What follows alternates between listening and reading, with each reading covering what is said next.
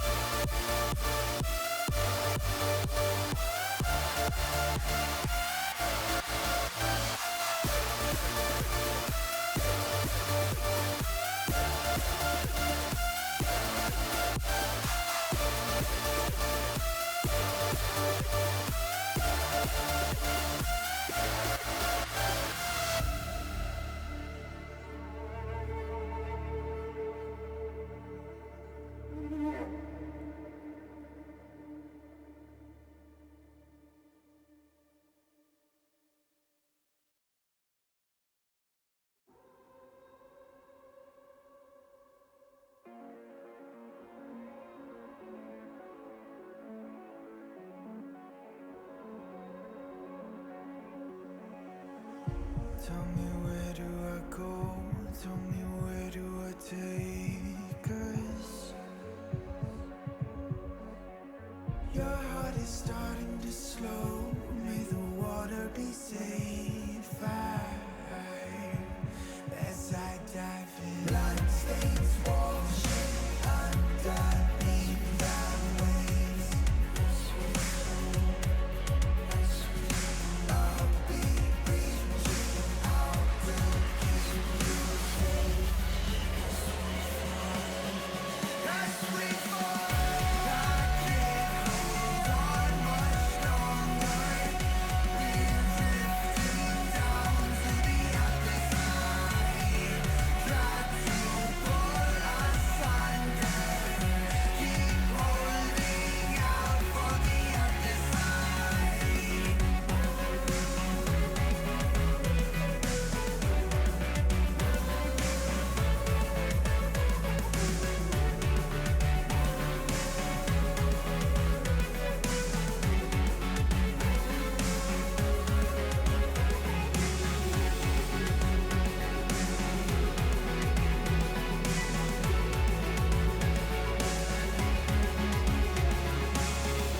Tell me where do I go?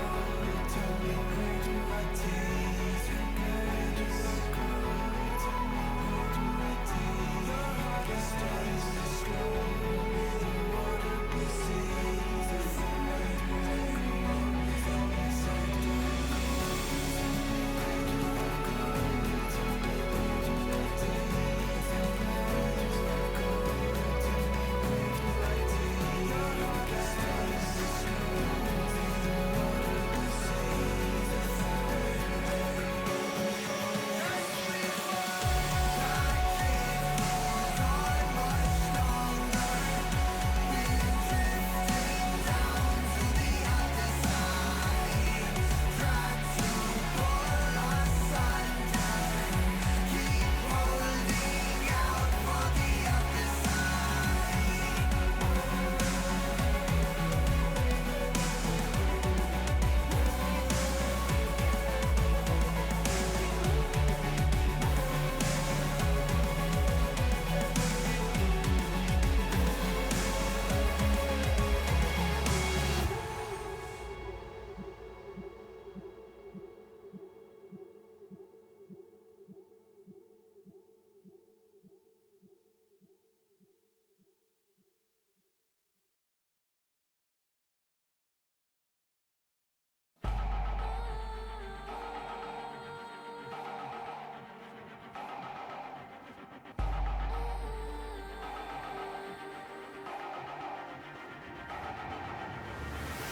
Do we fight to hold our heads up high and beat the drum to what we love?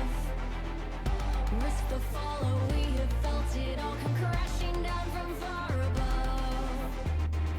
Stars are rising, countless worlds colliding. Only one will take it all. Can we bring to fall the giants? Can we make the final call? We are the ones to ignite the darkened skies. The champions of the world that we defy. A solar ray of the few who rise up high. And we all fight at the last strike.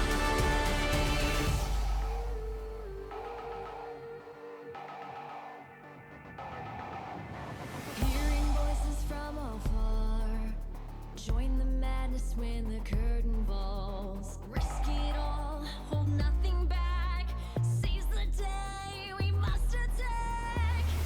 Stars are rising, countless worlds colliding. Only one will take it all.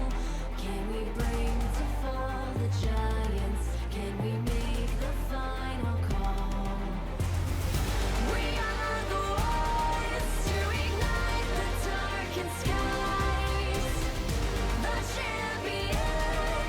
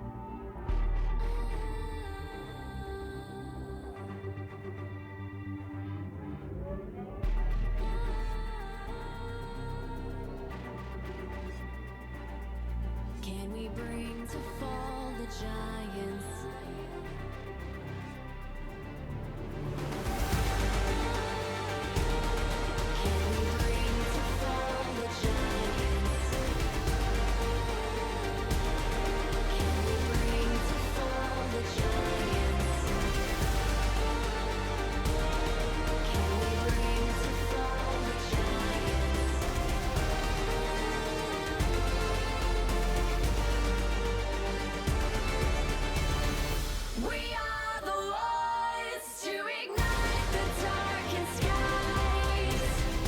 The champions of a world that we defy.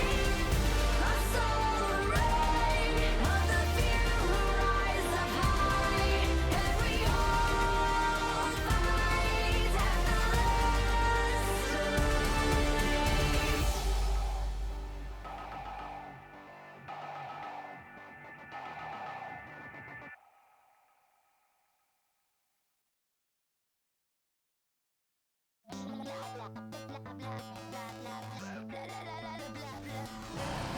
Wanna join me?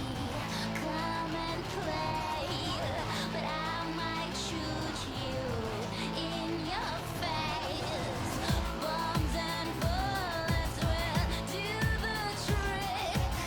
What we need here is a little bit of panic.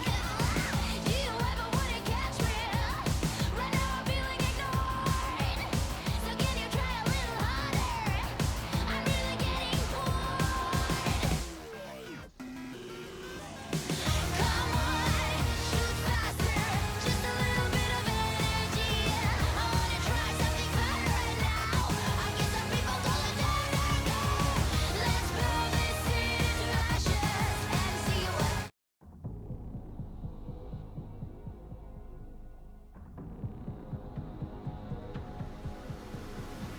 There's no time for redemption.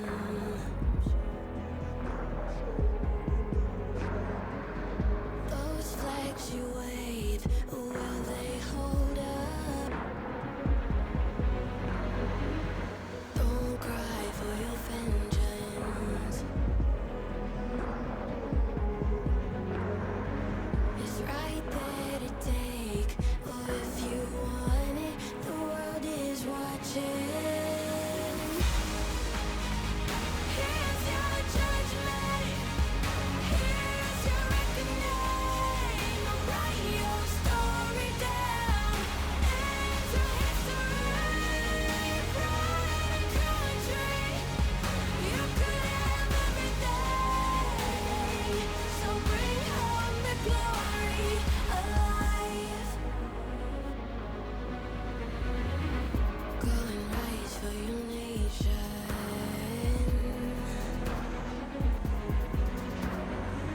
There's so much at stake. Will you show up?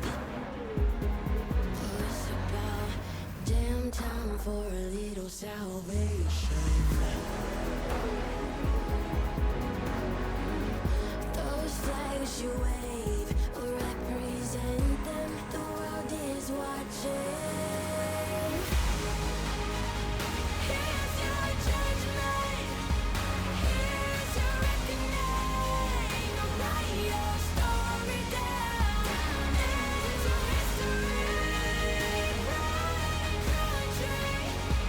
You could have everything. So bring home the glory alive. Here's your judgment. Here's your reckoning. So go and bring home the glory alive.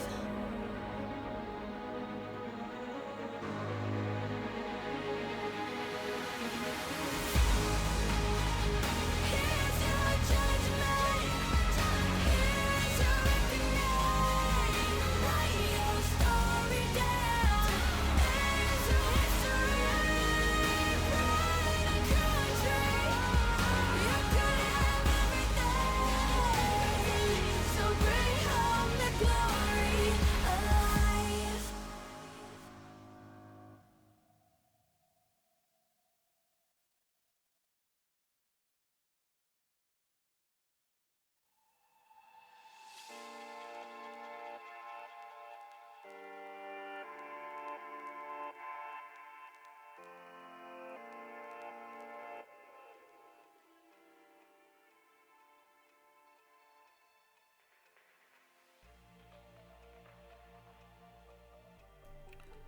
All right, just so everyone knows, we have all the standbys have found a team.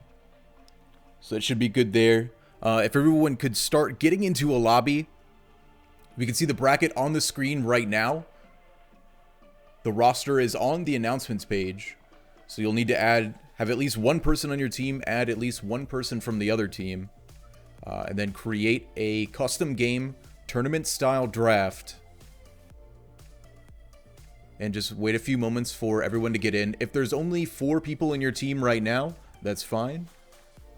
Let's just go ahead and start getting the teams paired up so we can get the first game underway as soon as possible. I know we're still missing quite a few people. That's fine. Send me a message on... Yeah, there's no tournament codes. So essentially we're just doing this 1-to-1.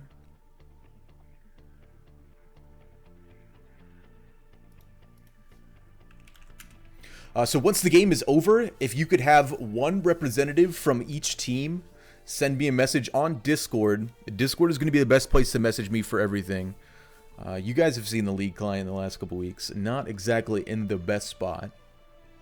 So yeah, if you could just message me there, that would be the best way to do that.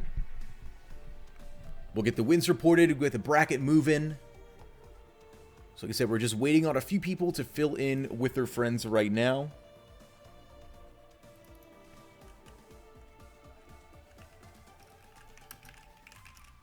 So yeah, gonna keep messaging everybody, trying to get all of this situated still. So please bear with me.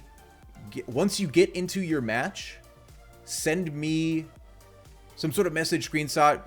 All I need is the 2 team names that are in a bracket together. Send that to me over Discord, and we'll be good to go. As soon as I'll give you a thumbs up, just when I can mark you guys down that you're currently playing. So thanks, guys.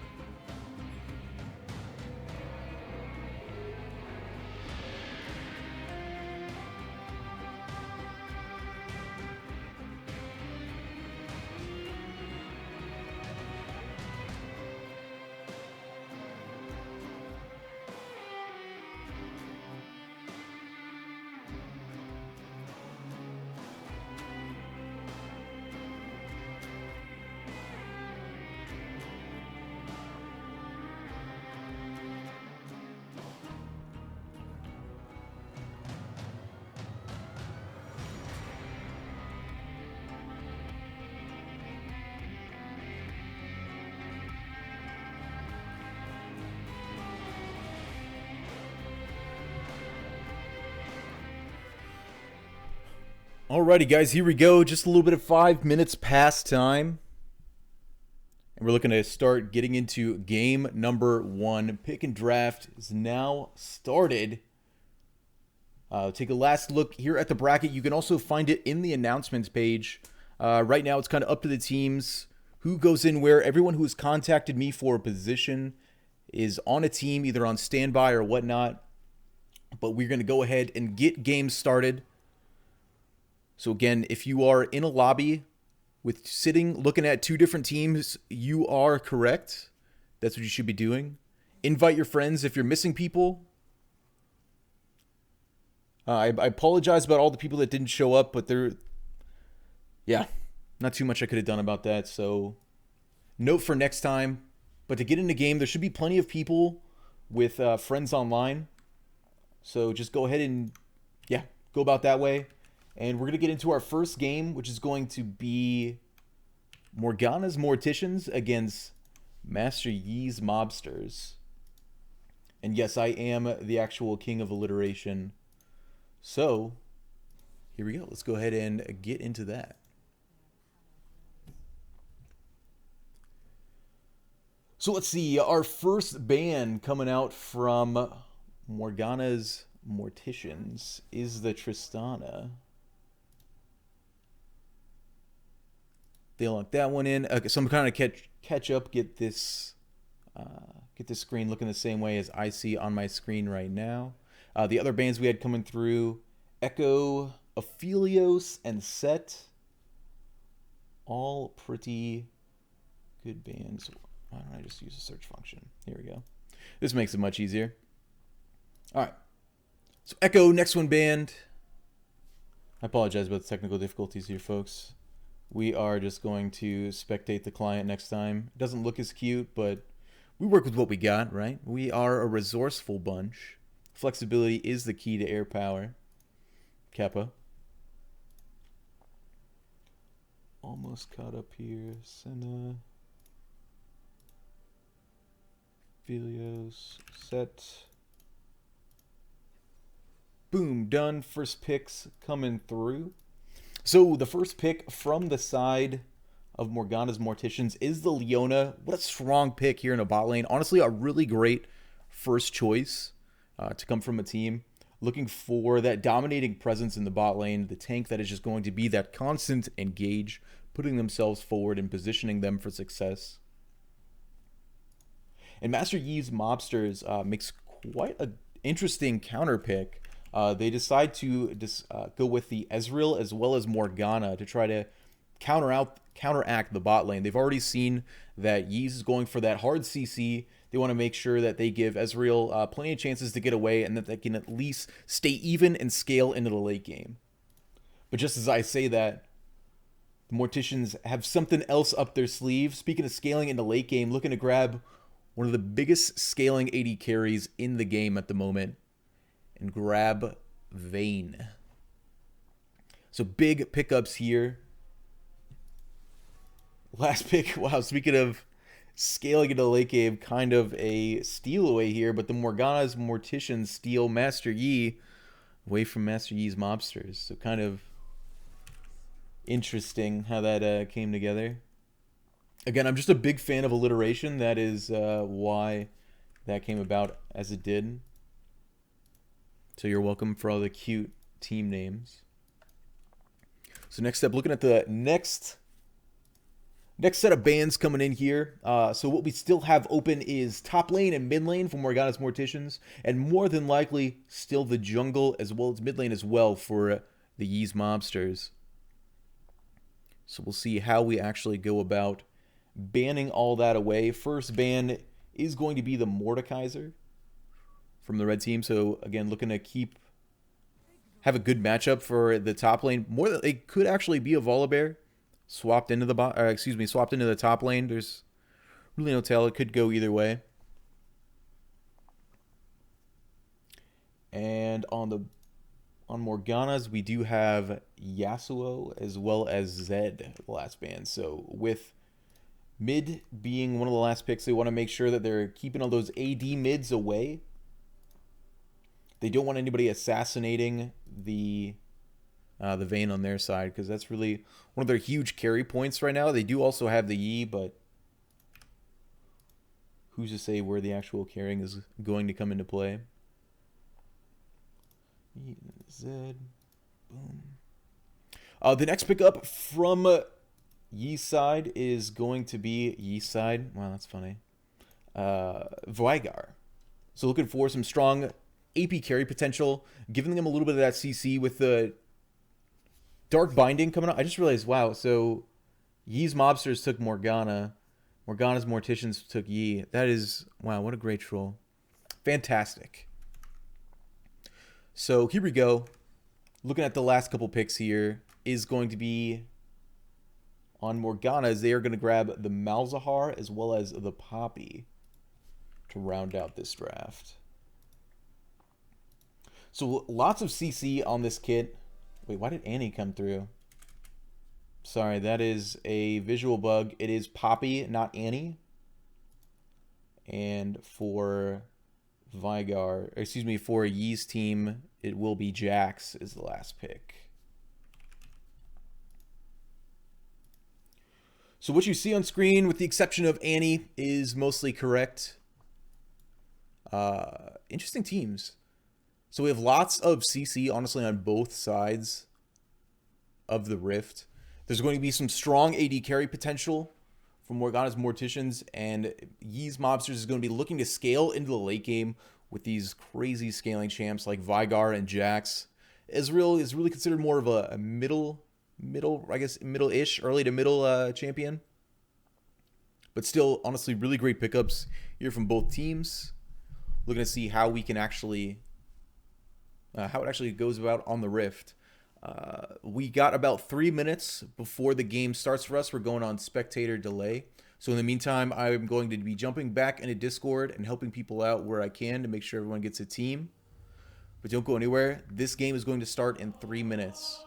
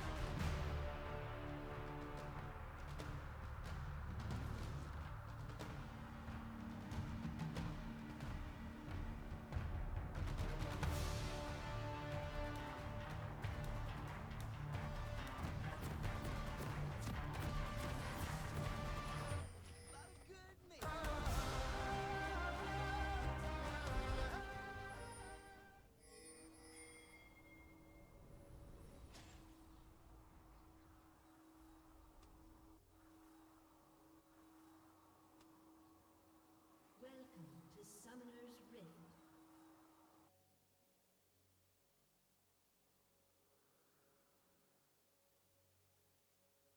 Seconds until minions spawn.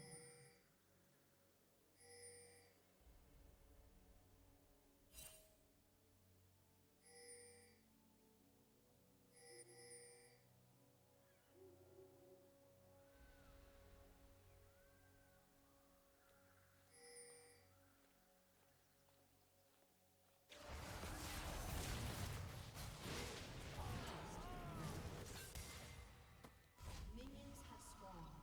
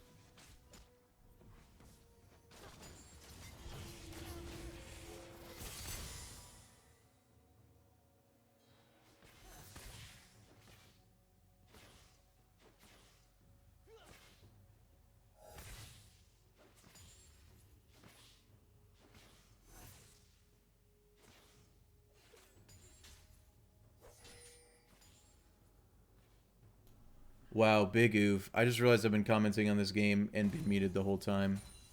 That's a giga oof. Alright, my bad. I've actually been casting this whole time, but here we go. Sorry about that. Still working through the kinks on this. But, okay. Starting over. So yeah, we've seen some big plays coming out from Royal Flush in the top lane, able to pull out the 1-for-2 trades. We've seen Panda Ninja, as well as Wilson in the bottom lane, doing incredibly well, landing all the Dark Bindings, as well as getting the Black Shields off just in time. Donsai, able to make some good trades here in the mid lane. Again, constantly, Panda Ninja. So like I was saying earlier that no one could hear, the Rift Scuttler take was a really good pickup from Ziggy. They were able to grab a little bit of the vision advantage, but they're not going to have any part of it. Stylus Burrito going in for the damage. The Condemn is there. First kill of the fight being picked up by Party. The Dark Binding is landed, though. But Bama fan Brad, a little split away from the rest of his team, finds Tonsai, but doesn't find a kill. A 1 kill for Dragon pickup here, but Daz is looking for the ultimate. He's got it. The flash, the damage, the kill. Daz is going to pick up another kill for the side of Morgana. Is going to even it up 3-3. As well as the first Dragon. I believe that was actually a steal as well. Very well played from Bama fan.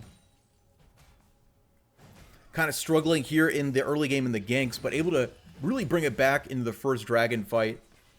An Ocean Dragon is going to be huge depending on what the final Dragon Soul ends up being.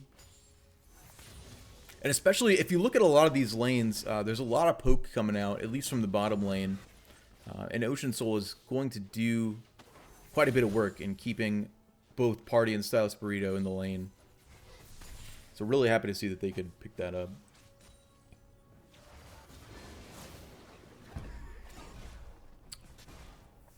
So looking at our 1-for-1 matchups right now, Royal Flush in the top lane obviously having a really great time here. About double the CS and is almost completely kicked Dish Soap out of lane. But we got 2 people up here. Still not enough. Just constantly going to jump out. It's really difficult to gank a Jax here in the top lane, especially one that's already started the game out doing incredibly well. He's had Ziggy waiting in the wings at pretty much any time he's been pressured. Tonsai here looks like he's going to catch out Daz's. Everyone is in place. Can they get the jump off in time? He wasn't quite in range of the jump and didn't have the vision to get it once he got around the corner. So Daz has been doing a really good job playing safe. Was able to get that flash kill right after the Dragon. Even though he's a little bit behind in CS, he made that really great roam too in the early game. So definitely been putting in work.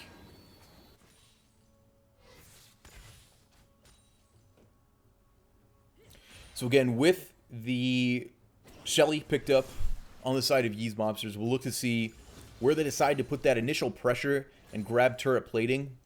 We only got about 3.5 minutes left before the plates fall. So it's going to be a big choice here coming out from Ziggy. See what he wants to do. We see Party as well as Stylus have been doing a little bit better job catching up here in the bottom lane. He's got the ultimate. Damage coming through. Not quite enough. We got the very well-timed cage. Going to stop Daz is there. Bama fan not able to catch up. And Royal Flush waiting in the wings. They do get Tonsai out. And he will be able to return safely. Alright, overall, really great trades coming out from Daz's. Able to get the damage down. Was able to save his summoners there too. But Ziggy in the bot lane finds Stylus Burrito caught out. And Wilson on point with yet another Dark Binding.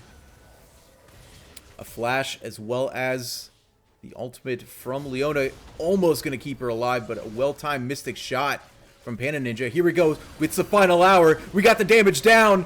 Ziggy Smokes is going to...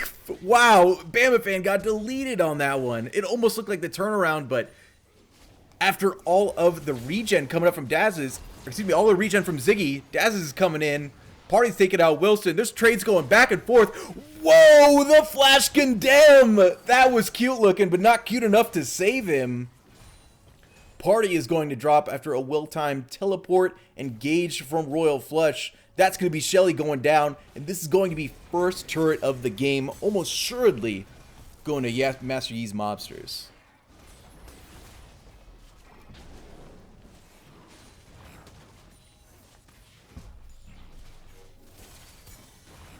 Yeah, so just so everyone is aware, the average MMR of the tournament is Silver 2. So that's why looking at the Flash Condemn play there out of party was incredibly well timed. Like, that's not super easy to do. So, yeah, really kudos to him. That was really cool looking. Unfortunate that they came a little bit behind in the team fight there. Mostly it was because there was a lot of chasing, and they played essentially right into Master Yi's mobster's trap. They had the minions down there, which allowed Royal Flush to teleport in behind both Party and Daz's. They had the damage there, but Bama Fan dying almost instantly, almost half of their sustained damage. So all they had was essentially just the Space Aids coming out from Daz's, which didn't do a whole lot. Ultimate here from Silas Burrito, going to miss. The lance lands true, but we have the rest of Yi's. They are all partied up, ready to get into the action. Bite coming through, going to take out Daz's. And Ziggy's looking to push forward, but not quite having it. It's just enough damage, just enough kills in order to give them the free dragon here. So looking to catch up in the dragon game in order to get the next soul. Yeah, there we go. So Mountains Rise, it is going to be the Earth Soul for this game. Honestly, this could work really well for both teams. Probably a little bit better on the side of Morgana. Or I'll just call them the Morticians. There we go. It's really confusing when the opposite champions are on both teams. Very well done there with the troll.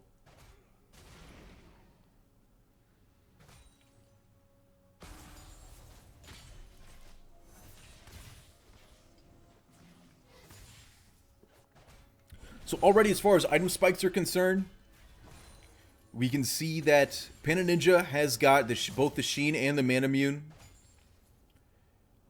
Party on Vayne has gotten the Blade of the Rune King. So some big item spikes coming out of both of these champions. Blade of the Rune King by itself isn't exactly the biggest item spike, but definitely is a game turner. In the meantime, Daz is still not able to finish a single item yet. Dark Binding is going to land. Panda Ninja, all the stuns, all the damage going down, and Tantai going to pick up Daz's there.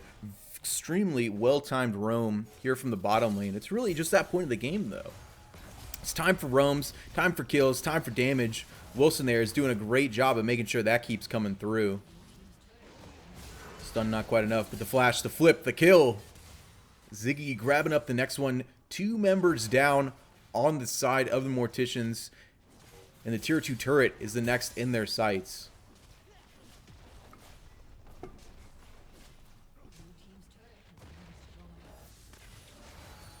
Easy kills coming through. Turrets are dropping. Ziggy's going to go ahead and use the ultimate in order to keep clearing the towers here. Bama Fan Brad trying to find his way in. He's going to pop the ultimate. Daz is trying to stop up this Tansai on the Vygar, but no one else seems to find the focus. Ziggy Smokes going to get condemned into the wall. Damage down. The regen is not quite enough. Pana, jumps out just in time, and Party does run into the Vygar cage, allowing Panda Ninja to pick up the kill. Unfortunate that the focus did not find its way onto the correct targets. And Panda Ninja, Wilson, and Tansai are going to stay alive. The knockup is there, but Dish Soap doesn't really have any damage to go through. This tower is just going to die. Ezreal, True Shot Barrage, lots of damage. And he's going to have to flash away from Panda Ninja. Absolutely dominating so far in this first game.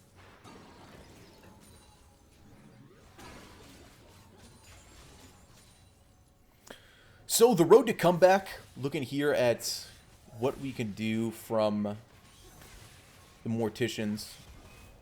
Unfortunately, Dish Soap did grab a Sunfire Cape as his first item, but in the meantime, we got a big gank coming through. The stuns are there, the silence, the kill. Daz is going to grab a huge shutdown there on a Royal Flush.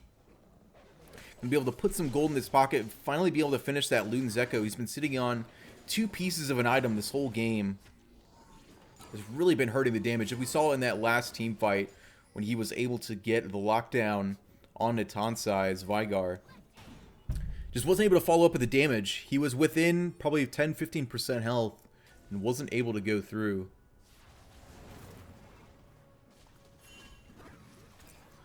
But decides to not go back to base, even with all that damage down. Looking for the charge coming through. There goes the stuns, the damage. Almost the kill, but the regen keeping Ziggy alive, but not quite long enough. And Tansai not able to find the execute with the Primordial Burst. The Bama fan looking to eat some fruit, but he might just be eating some Vigar Qs. There it is, the Meteor Strike. That's the only thing he was munching on at the end there. Daz's, he's a little caught out. Tried to save Bama fan Brad, but he is going to be... Oh, the ultimate canceled early. So unfortunate. And the damage over time is not enough to take down Tansai. And some unfortunate pathing is going to kill yet another member of Yee's Mobsters. Or does it? Party coming up with a great condemn to make some room. But Royal Flush on that like white on rice. Styles Burrito trying to do what he can to keep Panda Ninja off his inhibitor, but really the tail of the game here has just been Yee's Mobsters all over the map. They're just kind of exploiting the pressure that they have made here. Their vision game is on point. We can see that they've essentially controlled all of the middle parts of the map. The entrances to the Baron, with that being one of the next objectives. So you want to say that Baron is the next objective on the map, but remember, this is only 18 minutes into the game.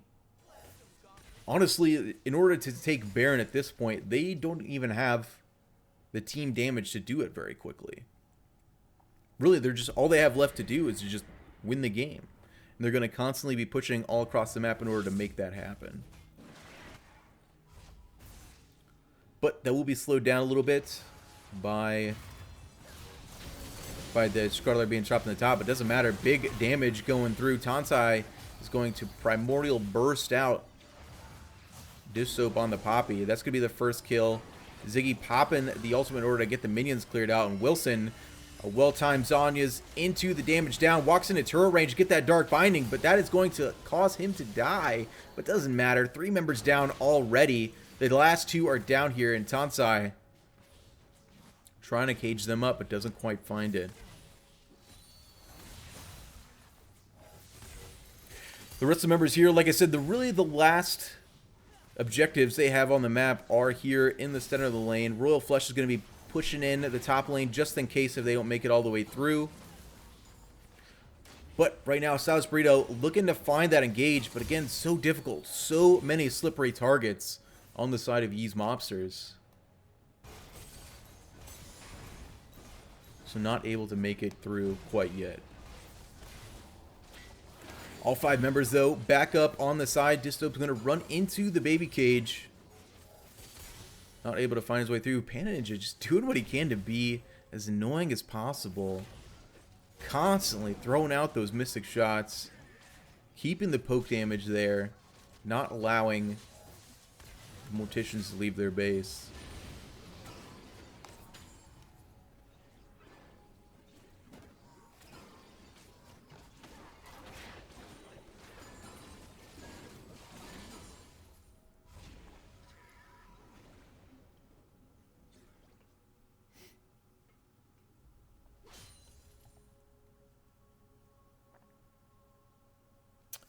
All right, here, so looking at how this game is going to end up.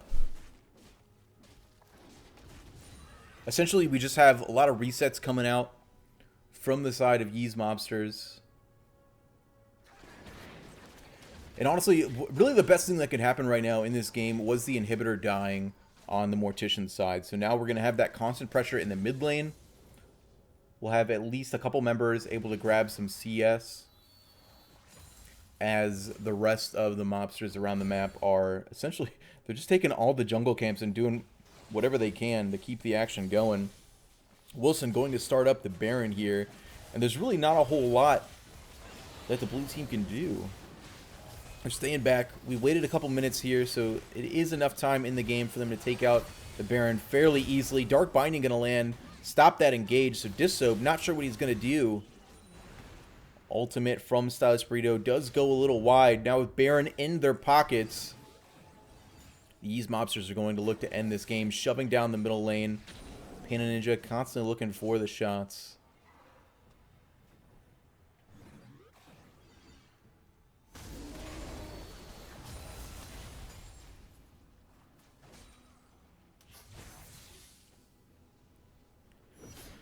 Last turret up. Baron on their pockets. This is the last engage. Disoap going in.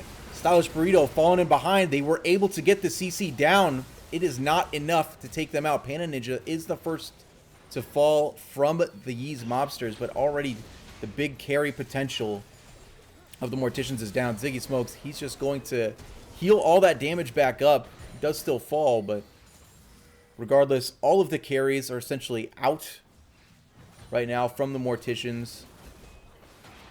So Tansai and Royal Flush are going to be looking to end this game here. But there goes the damage down. All he needs is one more turret. One more turret shot would have killed out Royal Flush. They are so close to ending the game, and the burn from a sorcery patch. I can't remember what that's called right now. Wolf time stun coming in from Stylish Burrito, looking to get that kill off on the Tansai. He is going to waste a couple more minutes of their time before Daz's picks up a big shutdown. Unfortunate that the pressure was able to be positioned in just the right places in the early game. This is making it incredibly difficult for the Morticians here. And really, this is just waiting for the end of the game. Not sure what other way to put this. This is going to be incredibly difficult. Yeah, there's not a lot left to do. We can look at some of the item builds here. Bamafan built for that really quick shredding build with all the all the HP being built on the other team. I can't say that that's a bad choice at all. But really, they just need a well-timed target selection, just like Yeez Mobsters does. Blade of the Rune King isn't going to be enough to get her out of the fight in time. Daz is able to get the the CC down. Not before Wilson's going to find them with the stuns that damage the Dark Binding just before he falls. And Stylish Burrito, he is going in hard on this fight. Bamafan, though, finally in place in time. There goes the first kill. The second, is he going to be able to get this done? He is. Very, very well played. Unfortunately, Tansai did not position himself on top of the baby cage. I can't remember what it's actually called right now. Event Horizon, there we go. On top of the Event Horizon. And was able to get it done.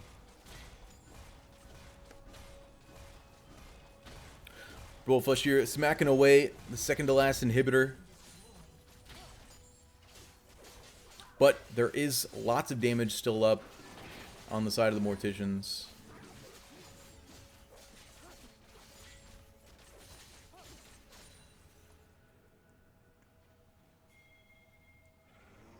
And it looks like we are on the side of Yeez Mobsters, just kind of pinging out the last inhibitor.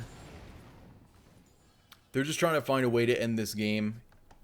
It is clearly over at this point. 10 towers to none.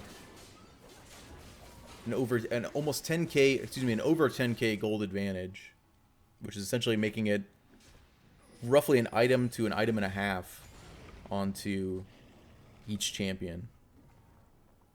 So an incredibly difficult fight. It could, I mean, in this game, there's always the opportunity to make the miracle comeback.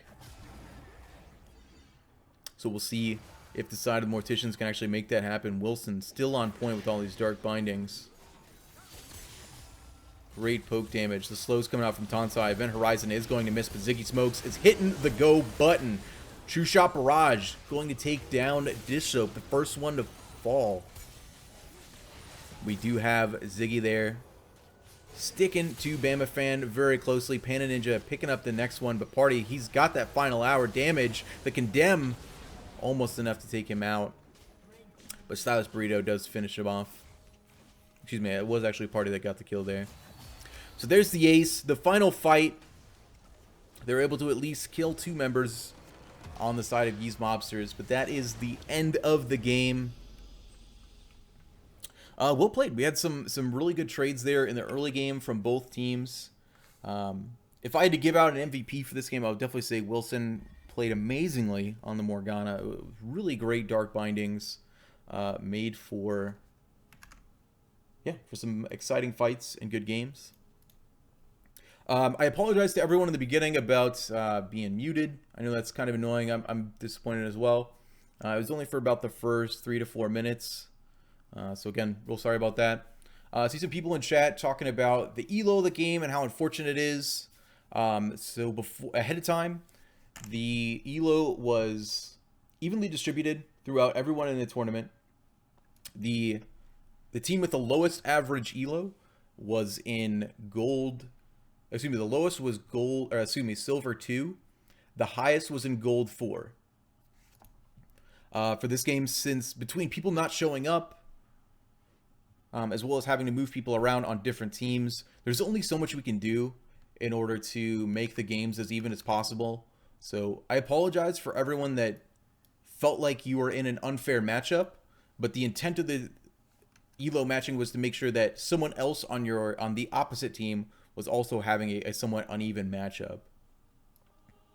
So it wasn't just you that was struggling, with the exception of people that subbed in based on their friends. That I have no control over. I wanted to give you guys some games to play against fellow Air Force members, so that's how that turned out. I'm going to work through reporting some scores here and figuring out where we're going for the next game and who's moved into round 2 of the tournament. So stay tuned for more hot Resiliency Cup fun.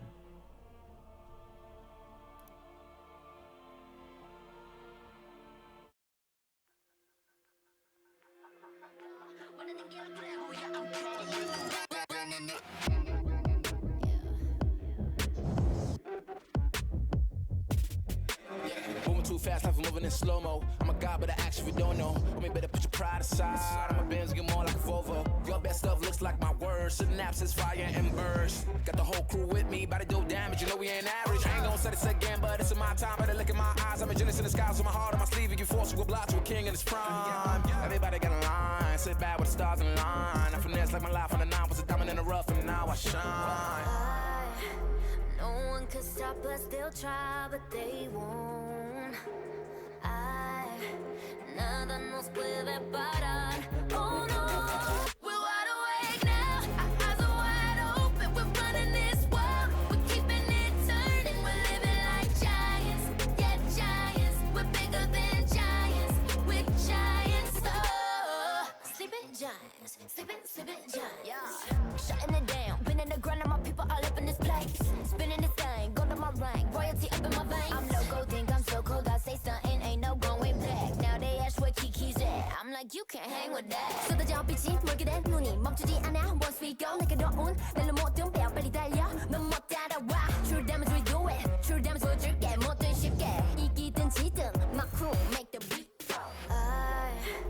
No one could stop us. They'll try, but they won't. Nada nos puede parar. Oh no, we're wide awake now. Our eyes are wide open. We're running this world. We're keeping it turning. We're living like giants. Yeah, giants. We're bigger than giants. We're giants. It's not the way we're weak, but we coming right back. This time you're gonna see how we do it like that. We're living like giants. Yeah, giants. We're bigger than giants. We're giants. Oh, sleeping giants. Sleeping giants. I keep on shattering time. I might just leave you behind. Homie, you stuck on rewind. You should quit sleeping on mine. You got your back on recline. When I damage your delicate spine, please don't act out, shy and surprise. They be like, what you mean? What is your winning scheme? I got a giant team. Biggest my self-esteem. Run it back, man. They think they go hard, I'm like, come again. You run at a time and I'm busting in. While you stumbling, I got this blade in my hand for your punishment. We're wide awake now. Our eyes are wide open. We're running this world. We're keeping it turning. We're living like giants. Yeah, giants. We're bigger than giants. We're giants. It's not the way we're weak, but we coming right back. This time you're gonna see how we do it like that. We're living like giants. Yeah,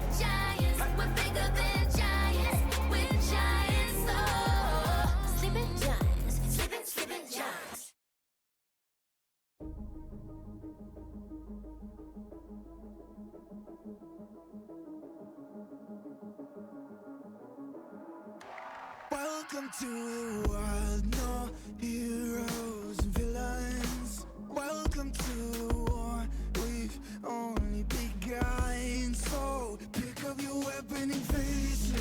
There's blood on the ground, go and take it. You get one shot to make it out alive. So higher and higher you chase it. It's deep in your bones, go and take it. This is your moment, now is your time. So prove yourself and rise, rise. Make them remember you. Push through heaven. Rise, rise. They will remember you. Welcome to the climb up, reach for the summit. Visions brave, the one false step lead the end. So higher and higher you chase it. It's deep in your blood, go and take it. This is your moment. Take to the skies, go. Prove yourself and rise, rise. Make them remember you.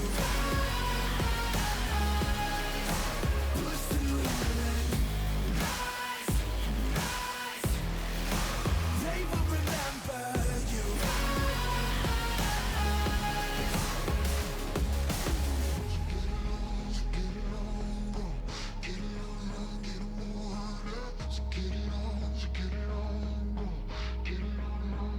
It is you fight among the dead beneath the dirt. Or do you know yet? Or do you want it? And when the giants call to ask you what you're worth, or do you know yet? We don't die. Prove yourself and rise, rise. Make them remember you. Push through heaven. Rise, rise. They will remember you. Prove yourself and rise, rise. Pick up your weapon and face it.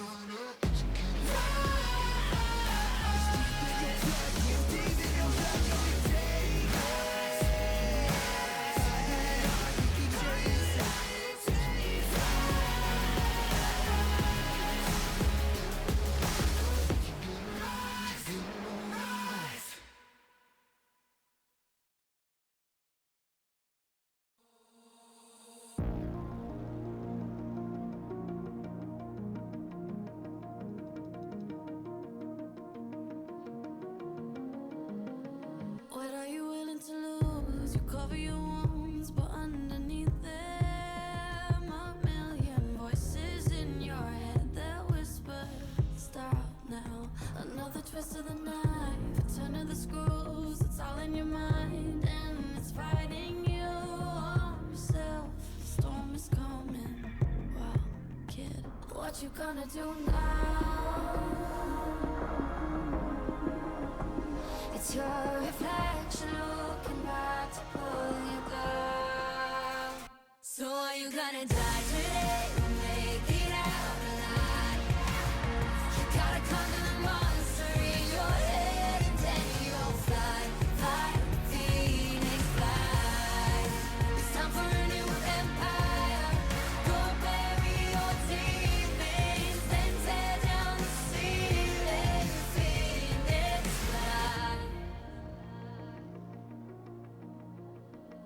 And now you're playing with matches, come out of the ashes underneath you. A million voices in the crowd, they're screaming, stop now. Well, let them swallow the pride, you're turning the tide to true believers. Got them in the palm of your hand, you're playing God now. What you gonna do now? It's your reflection looking back to pull you down. So are you gonna die today or make it out alive? You gotta conquer the monster in your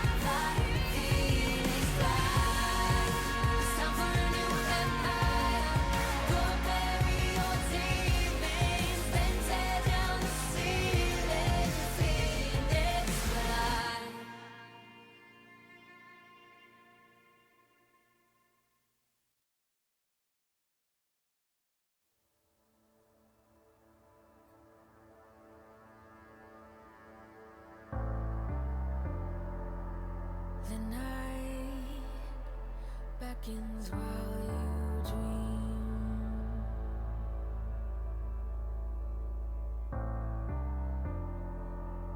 A life never lives in peace.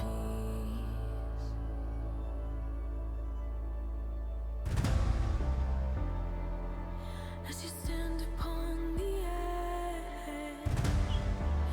woven by a single thread, and fate may fall down upon you,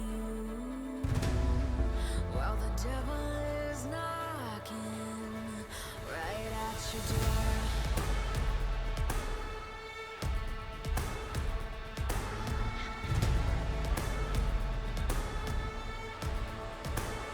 So are you restless? Each night you hear the drums roar. Awaken, awaken, the voice begins to call you while you hunger. A taste of destiny you're searching for. Awaken, awaken, the fight is at your door. Take up the cause.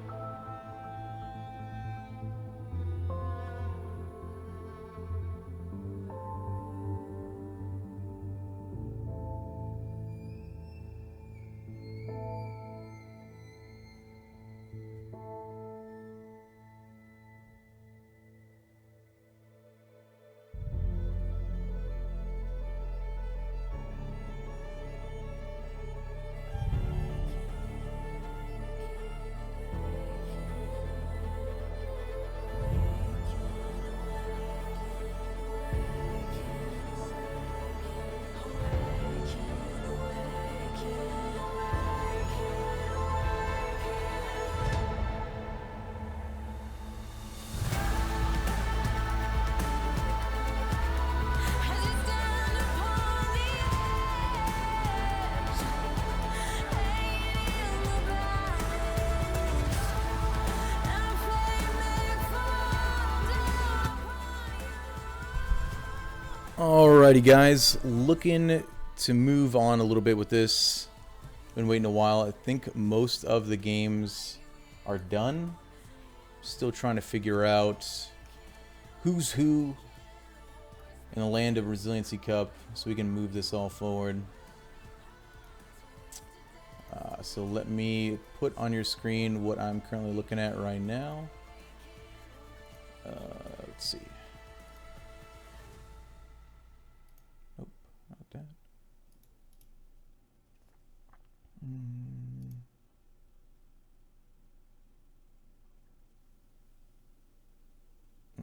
Cancel.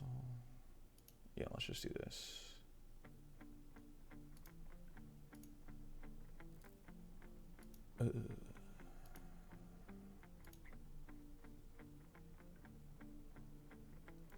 All right. So here is the bracket as I currently see it. Hopefully that shows up for everybody. But right now, our winners that we've seen so far, Karthus Killers came out ahead of the Orange Horns. Rise's Rebels was able to take down Pike's Pummelers. The Mobsters, as we saw earlier on stream, was able to win against the Morticians. And Swain's Soiree was able to take down the Gragas Grog Gang.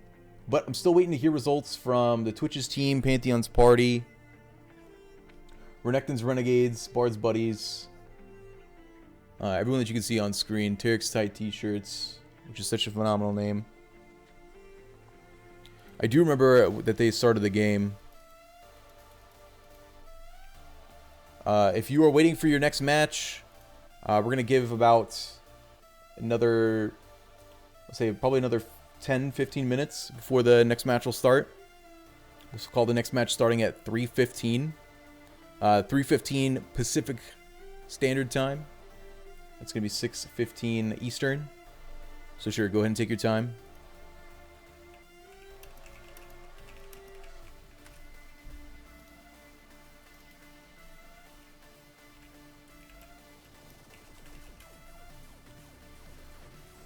Yeah. So wow, thanks everybody for showing up. Still working through the next matches.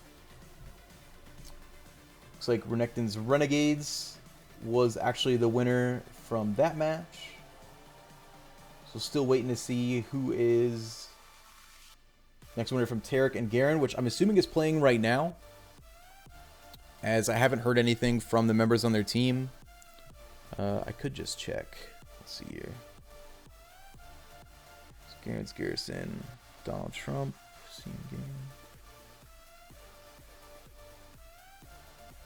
yeah, they are currently in game right now. They're 37 minutes in. So we're just waiting to see what the result from that is. The Shaco Shake clones.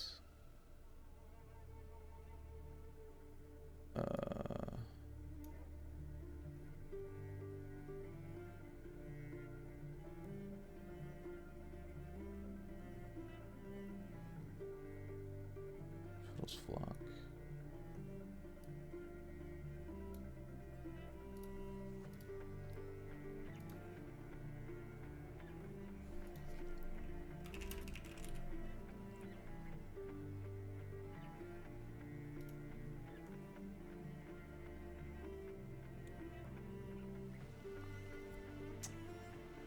Okay, so actually, give me just one second, guys. I gotta reset the bracket here. We did have quite a bit of no-shows. So again, just want to make this a big apology to everyone out there. When I originally set up the tournament, there was 80 people who had signed up. Some people had signed up with the original form from Delta back in December.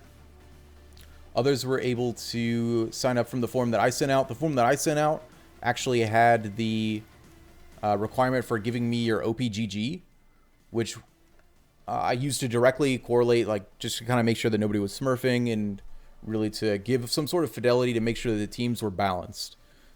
As I went through, there was most of the time I was able to balance all the teams. I wasn't able to verify it on everyone because a lot of people had fancy characters and things like that in their names. So, and then of course we saw with over 20 people didn't show up and I got no notice of it. So there was a lot of teams that had to sub in with players that were just friends on their friends list. So I apologize if you feel like the match was uneven. We'll work on a better system for next time to make sure things like this don't happen. But again, this is all just kind of for fun, trying to get people together. Sometimes people have things come up, as we know. Work comes first. So actually, it's really not. It's supposed to be family first, right?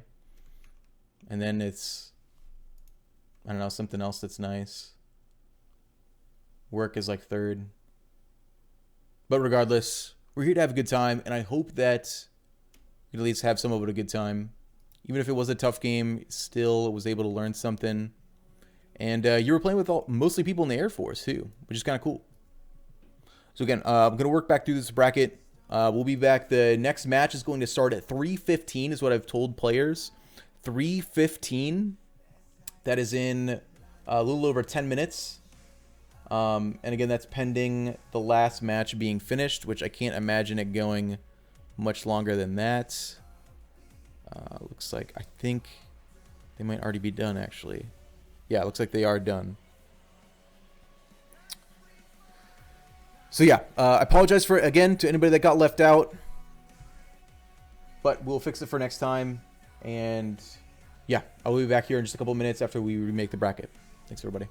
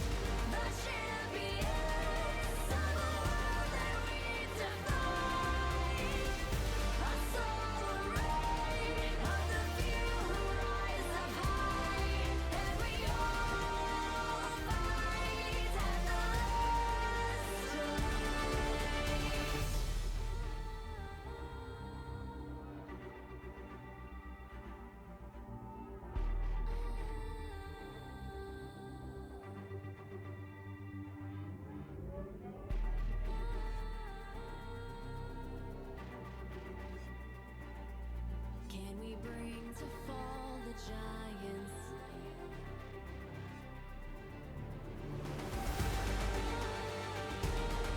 Can we bring to fall the giants? Can we bring to fall the giants? Can we bring to fall the giants?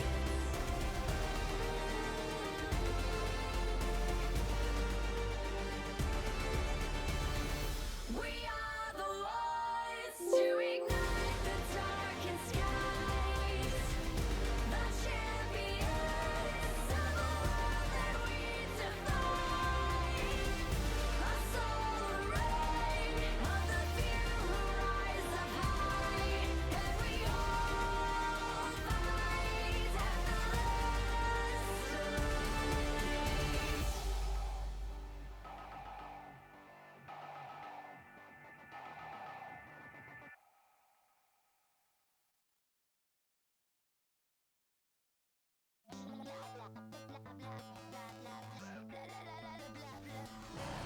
Wanna join me? Come and play. God, that song is terrible. I really like Jinx, but man, is her, yeah, not the best. So here we go. This is what the bracket is looking like. It's a little all over the place. We had a lot of teams. Looks like we had about 4 teams that wasn't able to make it. So for round number 2, some people auto advance to semifinals. Yeah, so round number 2 is essentially going to be Renekton's Renegades versus Garen's Garrison. And Rise's Rebels versus the Master Yi Mobsters. So all the members on that team, can you please go ahead and get into lobbies? So Karthus Killers, Swain Soiree, you guys are grabbing a bye. So sit tight, grab some popcorn, turn on the stream, and we're going to support. We're going to watch the Rise's Rebel. We already watched the Yi's Mobsters, so we'll watch Renekton's Renegades and Garen's Garrison. Let me go ahead and message some members of that team. Andrew. Okay, so Andrew, if you're out there, can hear me, or Donald Trump. Not you, Mr. President. I know you're watching, but please stay in your seat. Yeah, if one of you guys could please message me so we can get into a game. We're going to be starting in the next 4 minutes. So again, I'm going to leave this screen up here for just a moment. And yeah. We'll get back in the game here shortly. 4 minutes till the next game. Yeah. So yeah, be right back, guys. So bring home the glory alive. Here's your judgment. Here's your reckoning. So go and bring home the glory alive.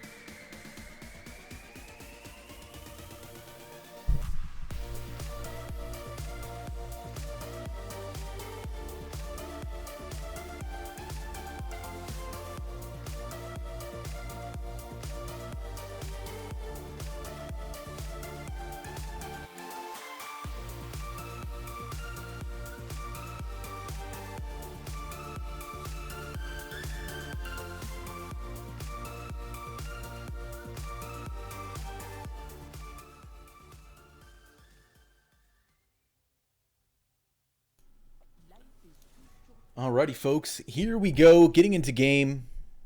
Round number 2. Lots of exciting action. So we have Garen's Garrison playing against... What was his team again? Oh, jeez. The Renekton's Renegades. There we go. Garen's Garrison going to be on the left-hand side of the screen. Blue team. While the Renekton's Renegades, bringing up the red side. So looking at bans, Alawi, the first one banned out. More than likely a targeted ban at their top laner. So I don't have the positions in front of me right now. It looks like we have had some substitutions made. The only 2 names I recognize is Tony and Party. Meanwhile, on the other side, it looks like just 1 substitution on Garen's Garrison, Fatal Frame Rate. The only name I don't recognize. So overall, should be fairly balanced teams, I'm hoping. Again, like I said, kind of something that's out of my control, but we're doing our best here, folks. At the very least, we'll have an exciting game to watch. And that's never a bad thing. So, looking here, trying to find information. Okay. So, bans locked away. We got Anivia, Graves, and Alawi coming out for Garen's Garrison. And Vayne, Silas, Lucian coming out for Renekton's Renegades. Kind of interesting bans, as none of these are particularly meta champions, especially the bans on the side of Garen's Garrison. So, I'll edit one more thing. I apologize. Okay.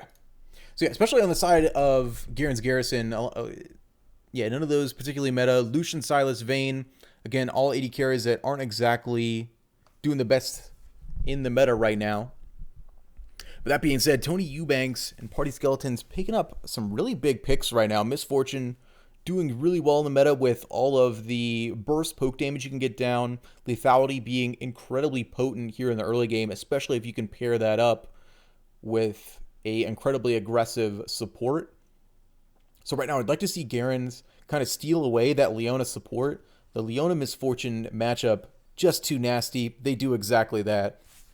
Pairing that with the Jarvan the Fourth is such a huge win for them. Honestly, it's really great that they're able to get all that combo damage down. They could start with the Solar Flare into the Jarvan Cataclysm. Absolutely phenomenal. And they'll have Andrew in the back line just kind of raining down pressure on him. Thanks, Payday, for offering to help. I'll talk to you after this game. So again, looking at what they're going to do on the Renekton's Renegade side. So they're looking at a really heavy engage comp. They do have a little bit of disengage here. Honestly, the Sona was a really great pickup. Able to use the Crescendo. You can use it either offensively or defensively in order to kind of peel off the rest of the team from you. It'll give you, so it's a second and a half stun, which would be enough time to sort of get away from Leona after she lances in. Jarvan the Fourth, though, that's going to be really difficult to jump out of those ultimates. So really, we're going to be looking for quite a bit of counter engage. I'd like to see, again, something that's kind of out of meta, but a Gnar pick right now would be a little interesting. That would kind of give them a little bit more movement around the map. Movement within team fights, at least, as well as a little bit of counter engage. But we'll see where they go. They're going to ban out Alessandra as well as a Nautilus. Nautilus kind of an interesting ban since we've already seen their pickup from the support role. And they're desperately needing some ability power.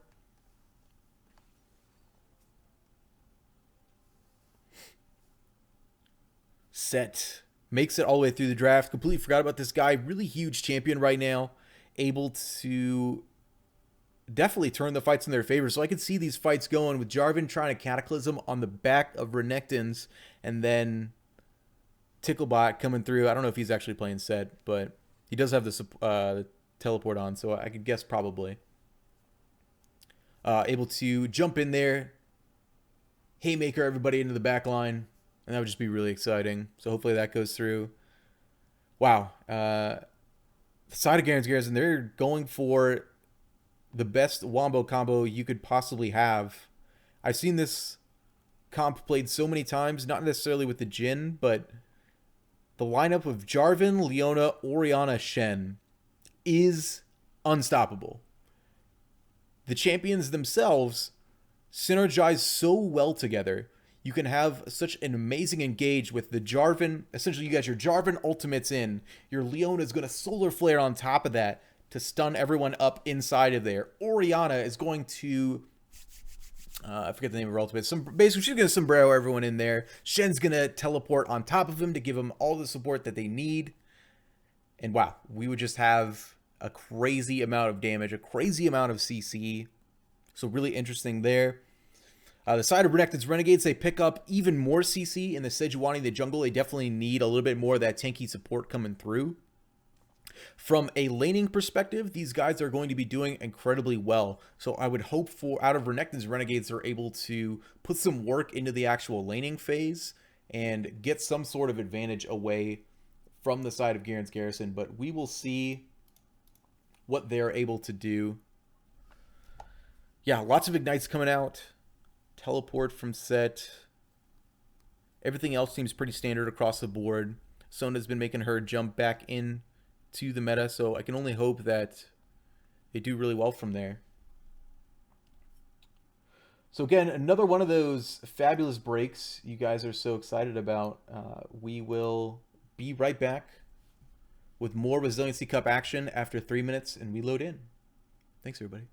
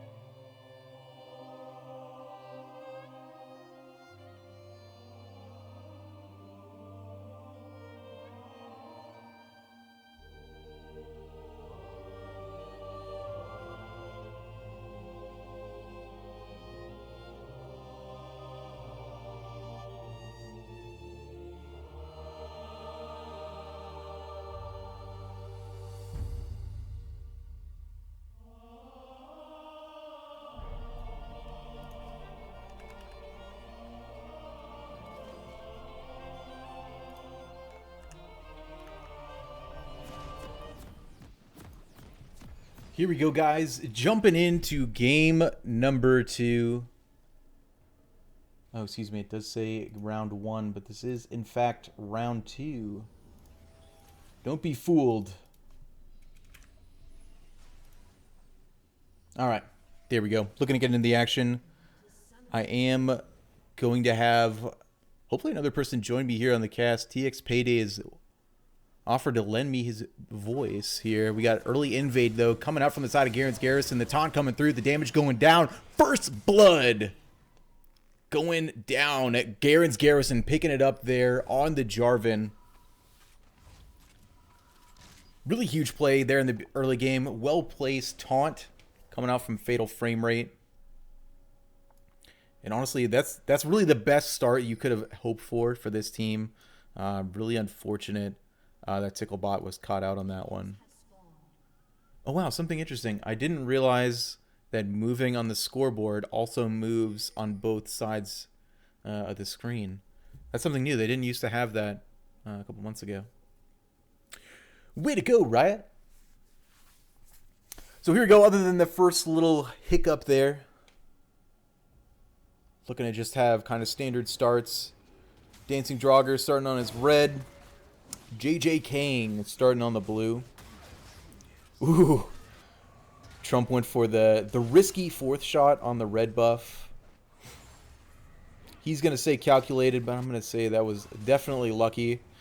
Always a feels bad moment when you accidentally steal away the red buff from your jungler.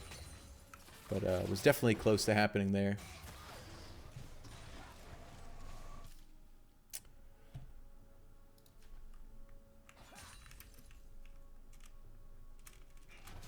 So as far as looking for another caster, Albrizy, I think Payday's jumping in with me. If he does not jump in, you are welcome to.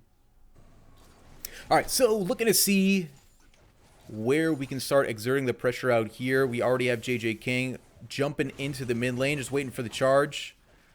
The flail goes a little wide. Meanwhile, frame rate, he's just been on point with the stuns. Ticklebot, though, that is huge amount of damage. The Conqueror prockets through. He's going to look to chase this down. But now before Draugr finds out JJ Kang here in the middle, that's a lot of damage. He's going to drop. Draugr now looking to find the next flag and drag, but it's not going to be up quite yet. He's going to flash, slow, flag, drag, slam, kill, auto attack, flash. And another kill going down. Andrew Doherty picking up the next one. Huge action here coming out in the mid lane.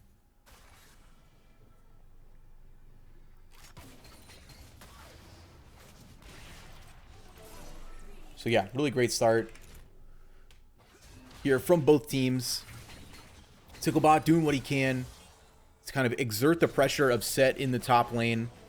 He's doing that in order to get a little bit of a CS advantage. Honestly, kind of expected. This is really where I want to see Renekton's Renegades kind of focus all of their pressure, right? If they can keep the pressure on Shen, then he's not going to be able to teleport into the bottom lane or into the middle once he hits level 6. So this is what we're going to see the wins coming through.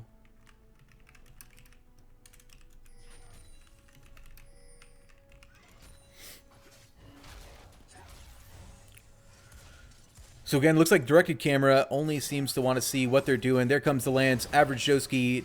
Donald Trump does not quite find the root on that one. We're going to have an ignite blown. Joski thought he would get a little bit more out of that than he actually did. But Tony able to get right out. I gotta say, Tony Eubanks, that is one of the best summoner names I think I've ever seen. Like a best play on words at least. Like, way to go. So really high health bars from the side of everyone here on the bottom lane, but not for much longer because J King going in, he's got the stun, doesn't connect, he doesn't connect with the charge. Lots of damage, not quite able to take him down, but Donald Trump able to follow up here. And Doherty comes in, not quite in time, doesn't have very much damage left. And they're going to try to trade just a little bit back with the ignite. Very big pickup. Able to get the catch out there from Average Joski. Turn around on a misfortune. And yeah, great trade there in the bottom lane.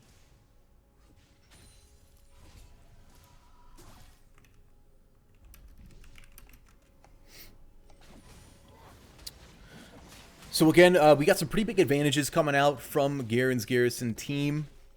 We haven't really seen Draugr go back, and now he does. Looking to catch back up here in the item game since he does have so much more gold. Sitting on about, yeah, a pretty decent amount. Almost doubled the amount of gold.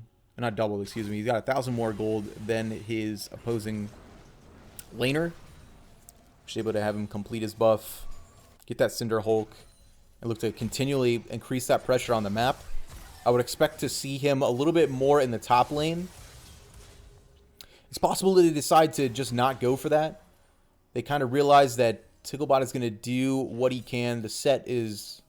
He's definitely gankable, but we'll see what they can do.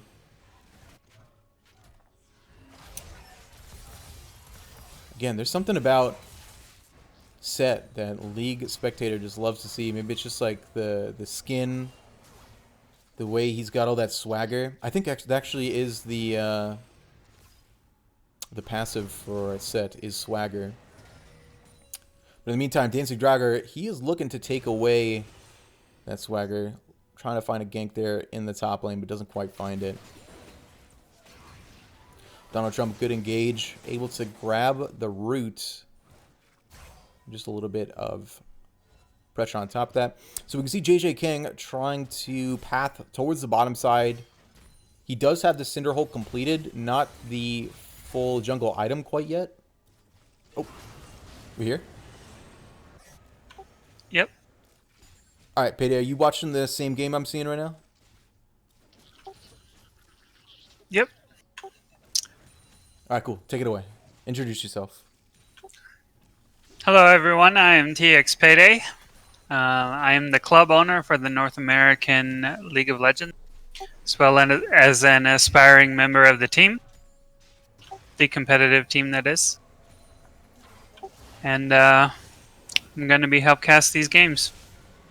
Nice. All right, so just looking here into the mid game, have a little bit of jungler action back and forth. Ticklebot here continuing the trades in the top lane. But kind of where do we see this action moving to next? We got a lot of members around Dragon, but where is this going to take off? Yep, for sure. Dragon is the next objective on the map that they want. Ocean Drag is a big deal. From what I've read, the Ocean Drag actually has the highest win rate out of all the other drags.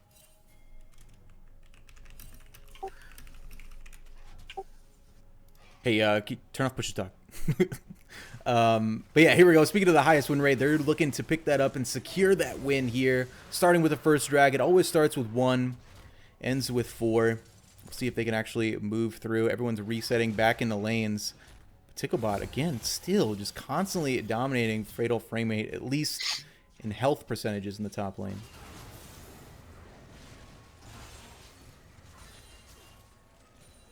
Yep, so that's a big pickup by Garen's Garrisons. Let's see. What is the next drag? Mountain. We see Ticklebot there in the top lane, throwing the Haymaker down, but takes so much tower damage, isn't able to follow up, and the Haymaker just goes a little wide of the true damage. That might have picked him up the kill, but he doesn't quite find it.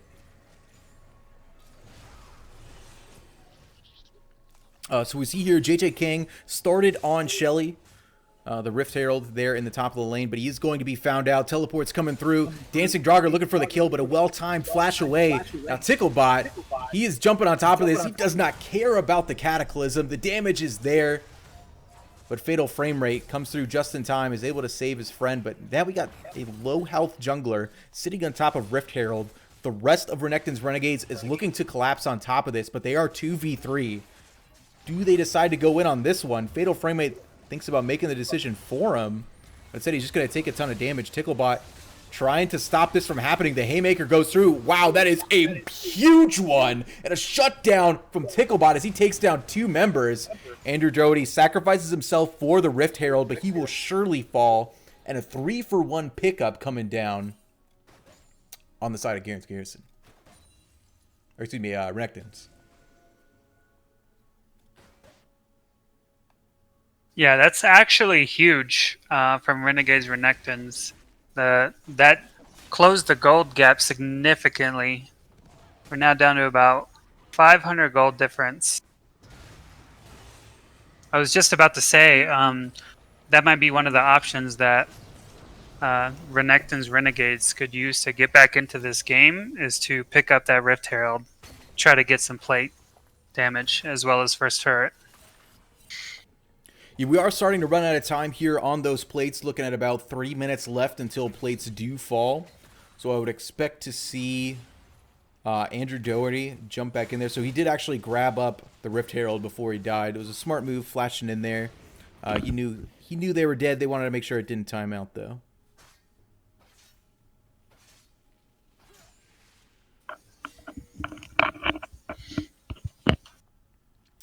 So looking to see on the reset here where the action goes next. Ticklebot still having quite a bit of an advantage here in the top lane. Rift Herald is going to be dropped here in the mid.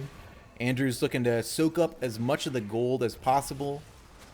240 extra going into his pocket. There comes the big ultimate coming through. Not able to have quite enough damage. There goes the Cataclysm. You're not locked in here. Wow. Locked in his own teammates. So unfortunate there from Dancing Draugr. What's the Watchman quote? I'm not locked in here with you. You're locked in here with me. Yeah, that's kind of what happened there. Yeah, that's it. Ticklebot here makes his way behind Fatal Frame Rate. Does get taunted. The Haymaker pumps him back in. Looking for the rest of the damage, but it's flashed away just in time. We do have at least one member who survives an engage here on the side of Garen's. Yeah, huge misplays by Garen's right now. They have just lost their lead and are now 600 gold behind. This set is looking like he's going to be a big problem here.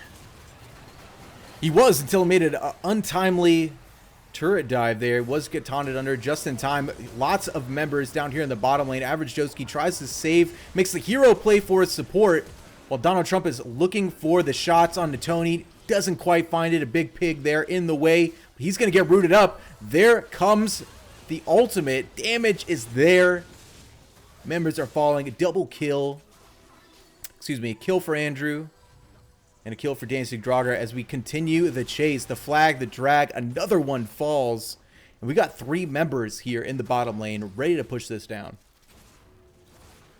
Yeah, and just like that, Garen's Garrisons is back in the lead. Dragon is going to be spawning here very soon. I think it would benefit either team a good amount. So we'll see if if Renekton's Renegades can test that.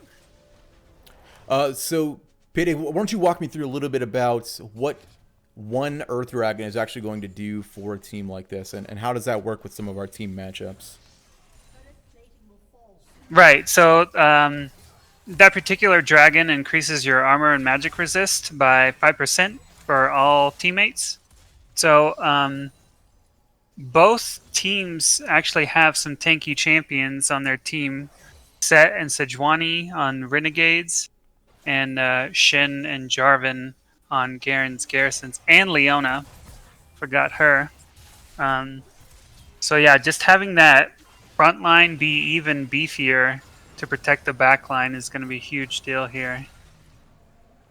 Yeah, definitely agreed. And looks like both members recognize that. Both teams' junglers, excuse me, recognize that as well. Both of them hovering around the dragon here, trying to find where this next engage is going to be. JJ King starting to move into position. He's waiting right over the wall, ready for that engage whenever it happens. Party Skeletons starting to come now. But we have a 4-man unit from Garen's Garrison looking to move in. The flash, flag, drag, kill coming down. A well-placed bullet time is going to get a lot of damage down, but no members have fallen just yet. Andrew Doherty going to follow that up with a huge ultimate. The Jin bullets fly. JJ Kang not quite hit just yet. Tony Eubanks trying to do what he can to keep Garen's off their turret, but 2 members fall, and this will surely be a dragon.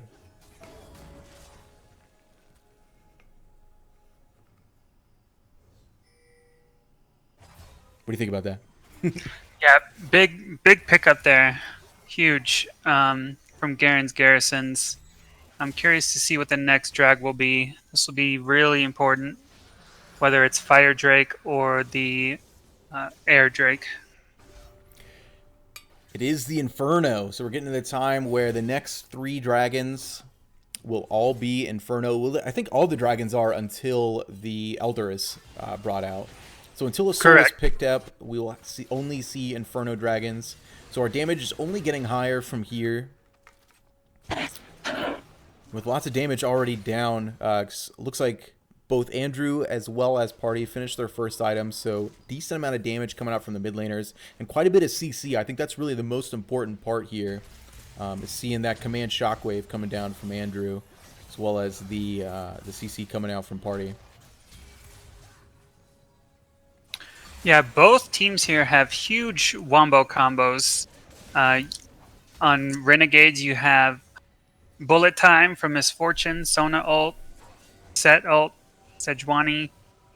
Garen's Garrisons has the Oriana ult, Leona, Jhin ult. Just huge team fight potential from both teams. I think that if Renegades can stop the bleeding and start picking up these Fire Drakes, they definitely have a real chance of coming back into it. Yeah, as we saw from that last fight, it was really only a difference in a little bit of damage. If we had had a Infernal Drake on Tony Eubanks there, that amount of damage would have almost surely killed 1 to 2 members. What we missed there in the talking about the dragons, we did see Ticklebot getting ganked in the top lane, but able to use that ultimate to jump on out of there, get lots of damage down. Andrew Doherty, phase rush going through, command shockwave, doesn't even need the jungle help there. Solo killing out Party Skeletons in the mid lane.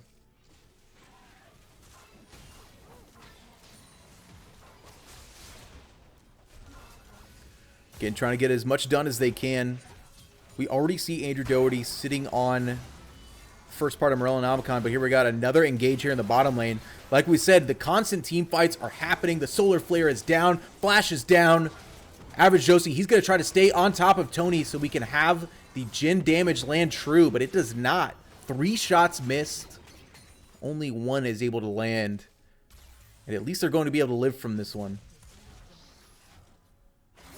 Yeah, I'd like to see Garen's Garrisons take their lead and use that to pick up the Rift Herald again and use that to push down the mid lane.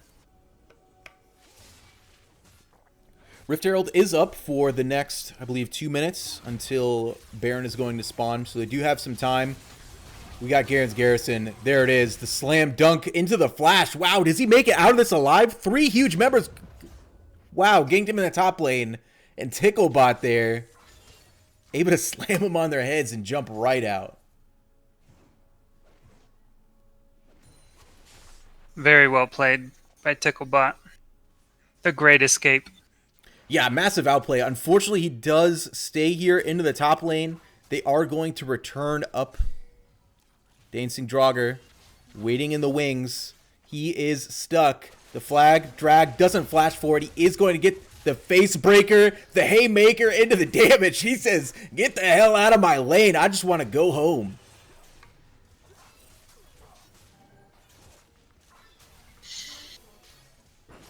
Yeah, Set is very deceiving. Just when you think you're gonna kill him, he just pops up that huge shield and just hits you with massive damage. Indeed, speaking of that massive damage, Solar Flare came up from Average Joski, and we got all 5 members of Garen's coming up into the top lane to take down Malzahar, the Party Skeletons there. And just like you had mentioned, the next Rift Herald is up. All 5 members here to take it. And quite a bit of cohesion here coming out of this team. Yeah, and they have just enough time to take it, too. Because it will despawn here at about, I believe it's 1955 it despawns. Wow, yeah, so just in the nick of time, Tony trying to do what he can to steal it away. The bullet time goes through. But they don't find the kill. They're able to pick it up. And no pressure able to put out anywhere else on the map. Really just unfortunate back timings coming out from the side of the Renegades. That kind of set them up for that Rift Herald to be taken away uncontested. Wow, Facebreaker, Haymaker, Nap, Taker. Fatal frame rate going down in the top lane as Ticklebot continues his savage exploits of the top laner. Yeah, Set is just absolutely insane, and yeah, the 3,000 or so gold lead that Garen's Garrison has is starting to show. As you can see, Jin is a whole item above Misfortune, his counterpart. It is definitely a big deal when you look at the items that are coming into play as well as the damage able to be put out. However, there is no amount of items that's going to save you from stepping out of position like Average Joski did right there, making it for an easy dragon pickup. But is it quite so easy? Flag and drag does come in late, but the command shockwave is there. Dancing Draga sitting on top of 2 members, but in the meantime, Malzahar was not able to find his way out. Ticklebot has been carrying this game, but he cannot do anything. Walking into 3 members, Andrew Doherty is going to flash for the 3rd kill in that team fight. And even though they come out with the dragon, Renekton's Renegades is limping away from that last team fight.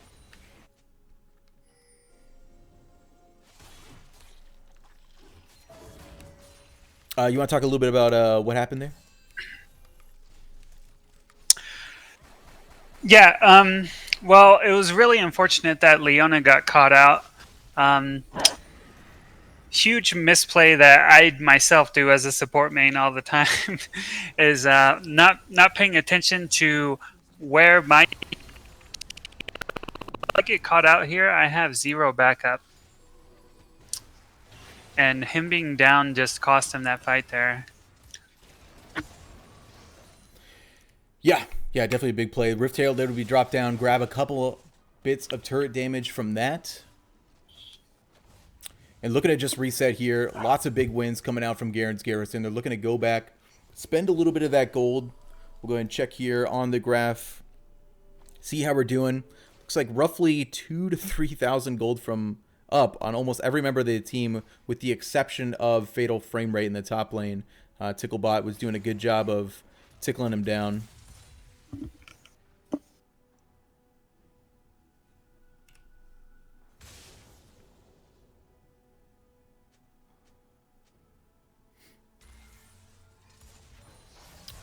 All right, so again, looking to see where the pressure is going to start to come up. Baron is up right now on the play. We already see pings coming out from Andrew Doherty on the side of Garen's Garrison. They know that the other team was able to grab away the Rift Scuttler, so they have a vision advantage. But is vision going to matter when you got a Set running into your face, positioning himself behind him? He already is looking for the kill. The slam, the dunk. Dancing Draugr, though, he is there with the backup, and so is the rest of the team. Haymaker comes up in time and is able to get a return kill, and Ticklebot flashing away, but Average Joski is having none of that. Solar Flare just barely missing the Facebreaker, the Haymaker damage, but the flag and drag is going to be just enough to take him down. Meanwhile, Tony Eubanks having his way with the team fight in the river, and they're able to take down Andrew Doherty with a well-timed bullet time. Yeah, Ticklebot is doing huge work here. It takes 3 members just to take him down, and even still, he gets a return kill, which allows Renekton's Renegades to answer with a kill of their own on Orianna. So with an item disadvantage, does Renekton's Renegades, would it be best for them to start going with a split push strategy, or do they bring Set into these team fights in order to kind of push them more into their favor?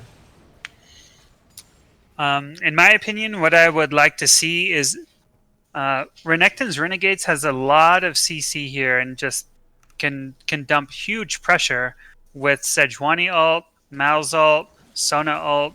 Like all their ults are just insane here. So what I would really like to see is Renekton's Renegades focusing on TL, Donald Trump, and Andrew Doherty and just get those carries out of the way, because they definitely have the tools to make that happen. That's their ticket here. We can already see Ticklebot's looking to do that, queuing in here on Andrew in the bottom lane. So it looks like they're going to go with the team fight strategy, bring him in, try to see what they can do. But he is showing here in the bottom lane. Teleport is up. Lots of members possibly looking at Thought maybe Baron for a second, but looks like just a little bit of vision coverage as we're all going to converge here in the bottom lane.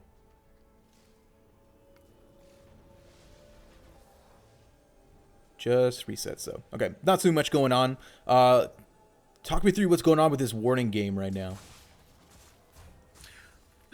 Right, so the teams right now are trying to fight for vision over the dragon that's about to spawn. Garen's Garrisons really want this dragon because for Renekton's Renegades, this could be a win condition for the Renegades to get that Inferno Soul. It definitely could. We can see that Ticklebot is a little bit pressured away from the rest of his team. Thought about trying to go back to base and teleport back in, but it doesn't matter. Garen's Garrison trying to hit the go button. But unfortunately, all the CC is going to miss. They are going to start up the dragon. And everyone else from the side is just going to decide to give this away. And position. Interesting. So, yep, just give it away. Not pressure any of the lanes. We're just going to regroup. And we'll be better for the next one. Yep, and that's okay. I think Renekton's Renegades made the right play there. If they didn't feel like they wanted to fight that, or they didn't have everyone there, or the resources, then that's okay, because the soul is the one after this one. I think too many times teams just want to fight over every single dragon instead of realizing, hey, we're down. This is a bad time. And they just put themselves in a bad situation and get even more behind. So I think this was a good call by Renekton's. We got a big team fight here, shaking up. The bullet time actually traps them for just a little bit into, the Cataclysm trapped them into the bullet time. 2 members able to be picked up, but Andrew Doherty is able to teleport in, trade back for a triple kill. Absolutely huge. Now Donald Trump just sitting in the wings. He is safe. He is going to pick up the kill. That is going to be an ace. Very huge turnaround there from the side of the Garens. Yeah, so that was really close. I think Renegades had the right idea. Malzahar flash ulted TL Donald Trump there, but it just wasn't enough. They just needed a little bit more. I didn't quite see what happened to Set. So Set, he was kind of focused on the supports. He was on average Joski as well as Draugr most of the time. Kind of like it was a really spread out team fight. We didn't see a whole lot of decisive action going on, with the exception of Tony getting like a really good bullet time down right on top of Draugr's Cataclysm. So in the meantime, everyone else was just kind of spread out to the sides.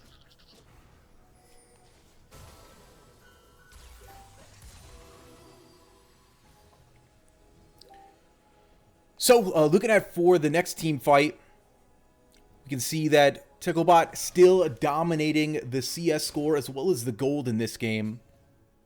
Tony Eubanks hasn't quite caught up in items just yet, but he is still going to be doing quite a bit of damage with this bullet time. Joski, they're looking to finally get it down. They are 2 here. They don't know where the rest of the team is, but they are right on top of them. Bullet time going to be the first to take down Dancing Draugr. Crescendo goes just a little wide. But the command shockwave able to take down Fatal Frame. He wants to finish him out, but the rest of the team is there to collapse on top of him. He's getting silenced. He is getting knocked down. Another trade back happening. So far, 2 for 2 on the play, but there's not much health left from Pervy Sage. Donald Trump here, sitting in the wings. Lots of damage going down. The flash, the shots, the double kill. As he's able to clean up in this match, he laid down the declaration of winning. Yeah, super unfortunate for Renekton's Renegades. Towards the last half of that fight, the Renegades had used all of their resources on the front line, which allowed Andrew Doherty on Orianna and TL Donald Trump on Jhin just to have free reign and clean that fight up and close this game out. Yep, we saw with the decisive team fights as well as a well-timed ultimates there in the early game, carried them through to the finish, and a big win coming up for Garen's Garrison. So thanks everybody for tuning in, watching round number 2. Going to take a look at the brackets. work through all this. We got 2 more rounds before we get to the finals. The semifinals is going to be next. So stay tuned. See who makes it in the semifinals. And we'll be right back.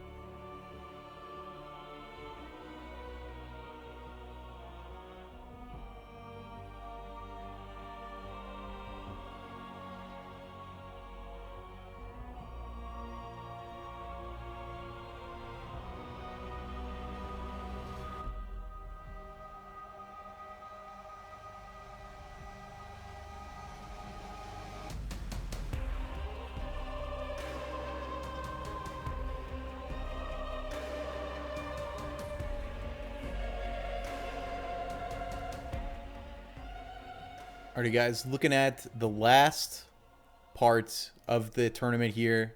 We got the semifinals up on your screen. Sorry, it's not the best production quality. You're just looking at a Google Chrome screen. Let's not look at everything else that's there. Alright, so Rides as Rebels falls to Master Yi's Mobsters. And as we saw, Garen's Garrison's decisive team play is able to carry them through to the semifinals.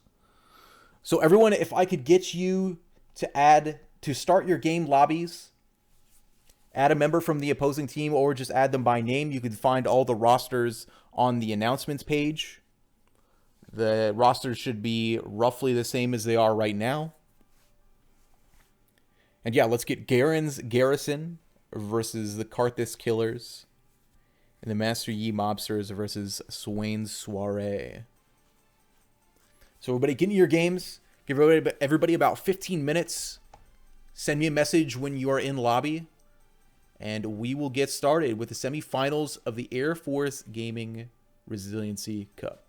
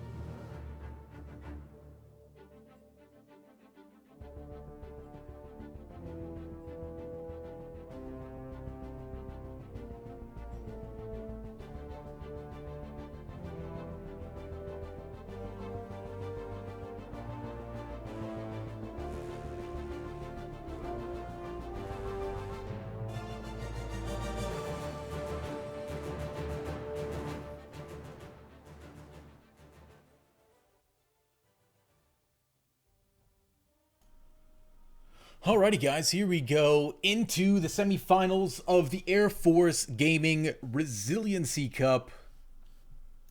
Again, I am Bloodvault here, joined by TX Payday on the cast, bringing you this big matchup. So yeah, let's get into picks and bans.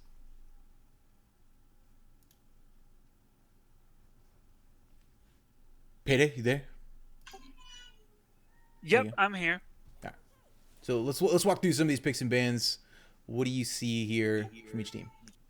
Yep. So Set, the first ban. Yeah, he is a huge problem. Probably needs a nerf, to be honest. Morgana coming out from the other team, so they may be looking to pick a hard engaged support such as Nautilus or Leona. Looks like some target bans coming out now. The Jace obviously aimed at Royal Flush, who happens to be in the Jace club. Is that like an exclusive club that only Jace mains get to go to? I think so. I think so. Yeah, Royal Flush did tell me that he was a Jace one, but I know that he's been practicing some other stuff since then for times like these.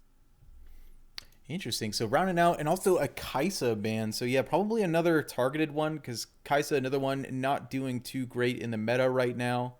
The Darius 2 going out. So interesting to see. It looks like everything is set up for Royal Flush to jump back on that Jax that we saw him in round number 1. He absolutely dominated with that one, and a lot of the hard matchups for him are taken off the map. But instead, we're going to see.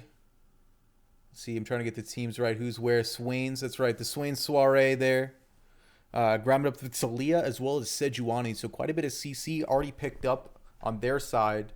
And I can see them having a very dominant jungle mid synergy here.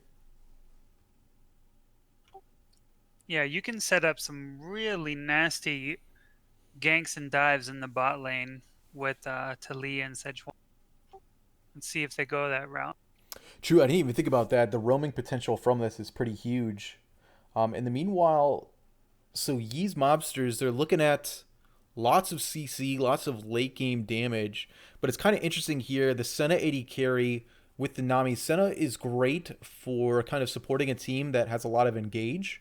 So I would expect for them to pick up maybe we just saw that Jarvan Shen combo. I would say that would be a really good matchup right here. But what do they actually bring with the rest of their team? Yeah, so it's pretty interesting that they picked up Senna and Vigar. Both of these champions scale infinitely with their passives. Vigar gaining AP and Senna gaining attack range and crit, and I believe AD as well. Yeah, I believe it's AD as well.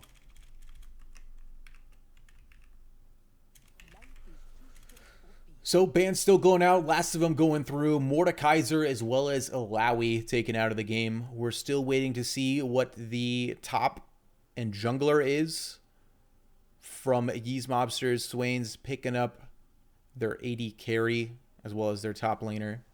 So we were able to see a little bit more targeted bans here in the last half.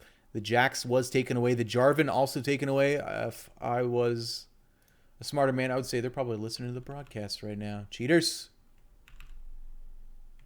Yeah, remember, guys, integrity first. Dang, I was waiting for more of the Air Force memes to come out, so great. Actually, that's not a meme at all. Integrity first is a serious thing. Don't worry, I got you. All right, so teams rounded out here from at least the side of the Yee's mobsters with the Warwick. I'm gonna say Yorick. That's on the other side, and the Camille, and then we are going to see the Yorick and Pike. So what are we looking at right here in terms of team fights as well as rotating? Yeah, so Yee's mobsters has huge amounts of CC, and what that means that they have huge amounts of pick potential. I would say that Swain Soiree needs to be very, very careful about getting caught out. Um, Pike, of course, can be a little more. What's the word? He can be a little more aggressive, a little less careless with his positioning because he does have that dash away with the stun and also the invis with the movement speed. But on the other hand, Swain Soiree also has a good amount of pick potential with the Sejuani ult and the RH, as well as the Pike hook. Yeah, so quite a bit of CC. There's still one thing to watch out for is that they have the CC on the side of Yee's mobsters kind of counteracts a lot of the escapes that they might have. The Vigor's Event Horizon is going to stop Pike's dash out. Sejuani won't be able to dash through it. Ari won't be able to dash through it. So that's one of those hard stopping CCs. As well as if Wilson can get off some great bubbles as well as tidal waves. We saw in the first game Wilson was pretty on point with the dark bindings. We can see if he can follow that up here in this game. Any last thoughts before we go on a spectator delay break? Yeah, both teams are capable of doing huge CC chains in order to pick someone out. So I'm really excited to see how that plays. And we will see here spectator delay is going on 2 minutes. We're going to go on a 2-minute break as well. Stick around, folks. Semifinals. The action's getting hot. We'll be right back.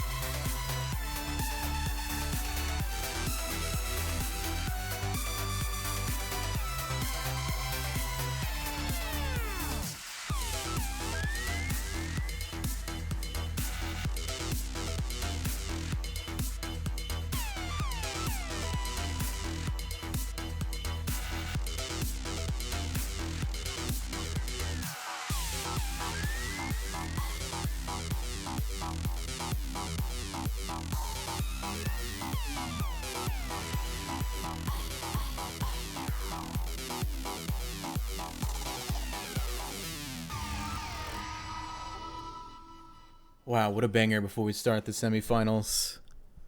So exciting. Here we go. Getting into the game.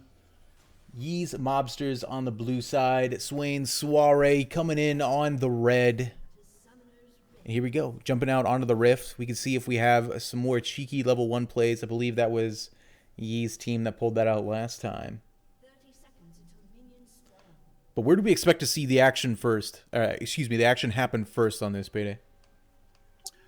Okay, so let's see here. I don't think it's going to be the mid lane because Vigar took teleport, which is one thing I wanted to talk about, and his counterpart Ari took ignite. So maybe Ari goes for an early level 2 and all, but otherwise Vigar is definitely just going to want to play passive, farm up his passive, and just stack AP. Pike in the bot lane with Talia level 2 is capable of some really nasty plays and damage with Talia's W and Pike's. So I'd be on the lookout for that as well. Am I missing something here? When did Talia Pike bot lane become a thing? Is this a thing, or is that just these players coming in with something hot and spicy? Nope. So actually, the rank 1 player in Korea right now plays Talia in the bot, and that has made its way over here to North America, although it's not as popular yet. Not as popular yet, but we are seeing it here in the Air Force tournament. So this guy is at least keeping up on his scouting, staying good in the meta.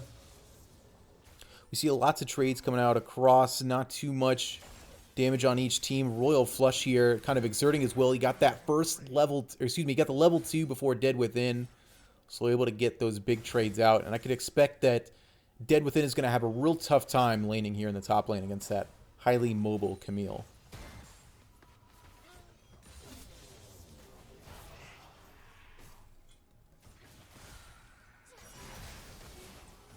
Bubble here, landing onto Marshmallows.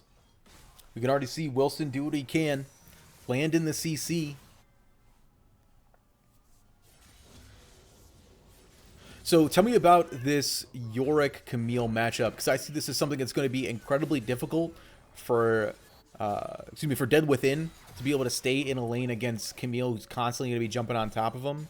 How does he play into this? Right. So I think he's doing the right thing, and that is just freezing the wave right before and just waiting for the jungler to come, staying safe and away from the middle of the lane where it's more dangerous. What I'd like to see from Royal Flush is to let Yorick shove the wave, kind of like how he's doing now, and then having Yorick come and gank him. And I think that is a good potential for First Blood right there. And then for the other team, I think that Talia and Pike also have really good gank potential. So for them, same thing. You let Nami and Senna push, and then have your jungler gank them. We got a big engage coming in here. There's the flash. There's the auto attack. Ninja looking to go in on this one, but he's got the ignite down on top of him. He's going to be the first one to fall. Marshmallows looking for the next skewer to grab this fish. Do they have sushi? They make the catch. They make the kill. Full stomachs going over here from the side of Please Trigger Me and Marshmallows. They skewer the fish and kill the ghosty lady. Yep, so definitely a misplay there by Senna and Nam. However, Senna, like I said, does scale infinitely. So as long as they recognize their mistake there and play more safely in the future, I think it won't be too big of an issue. Yeah, not too big. We did see earlier on, before that big fight that they had, there was lots of really good trading going down. Wilson laning some really good bubbles. Marshmallows, though, all it takes is the one skewer to hit. It's not about all the skewers that miss. It's about the one that hits. In that last team fight, they were able to grab the very last one in order to secure the double kill, which will put quite a bit of gold into Please Trigger Me's pocket, which is exactly what they want. They want to start getting this Talia some damage down so she can start roaming around the map, get pressure made, shove the wave under turret, all those things.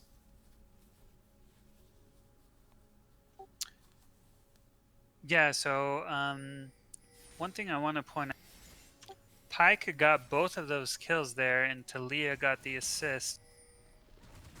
Oh, that's right. Pre-level 6 spike. Yeah, no gold shared. That's fair. Assist Yeah, gold's still so something, right? what I would have liked to have seen from the Pyke is instead of getting 2 longswords, he gets mobility boots and starts roaming towards mid and try to make plays mid if it's available. Would be big, but let's see if they can even make plays in the bot lane. Well-timed bubble going down, but Marshmallow's able to jump out of this. So wow, even with the jungler down here to gank, they're still able to trade significantly more damage back. Right, so that was kind of the point that I was getting at, is that they're already winning this matchup in the bottom lane. Pyke doesn't really need those long swords, and why not just buy mobility boots and try to influence more of the map by going mid lane, maybe invading with your jungler into their. Yeah, certainly would be a good call for them, but instead he's going to go for, instead of the win everywhere else, I just want to win more. The win more, win now strategy. We'll see how that continues to work out for him. He has to deal with a significant amount of sustain from the other side of the lane matchup here. So we'll see what happens with that. Looking to see where the pressure gets made next on the map. Magic Marker hasn't made much of a mark yet on the map. Just looking to secure a lot of jungle pressure. We can already see 48 CS for him. He's been doing work on those camps. In the mid lane here, he's looking to possibly go in onto Tonsai, but M Nasty just a little too far forward in the lane, is not able to bait his opponent forward enough.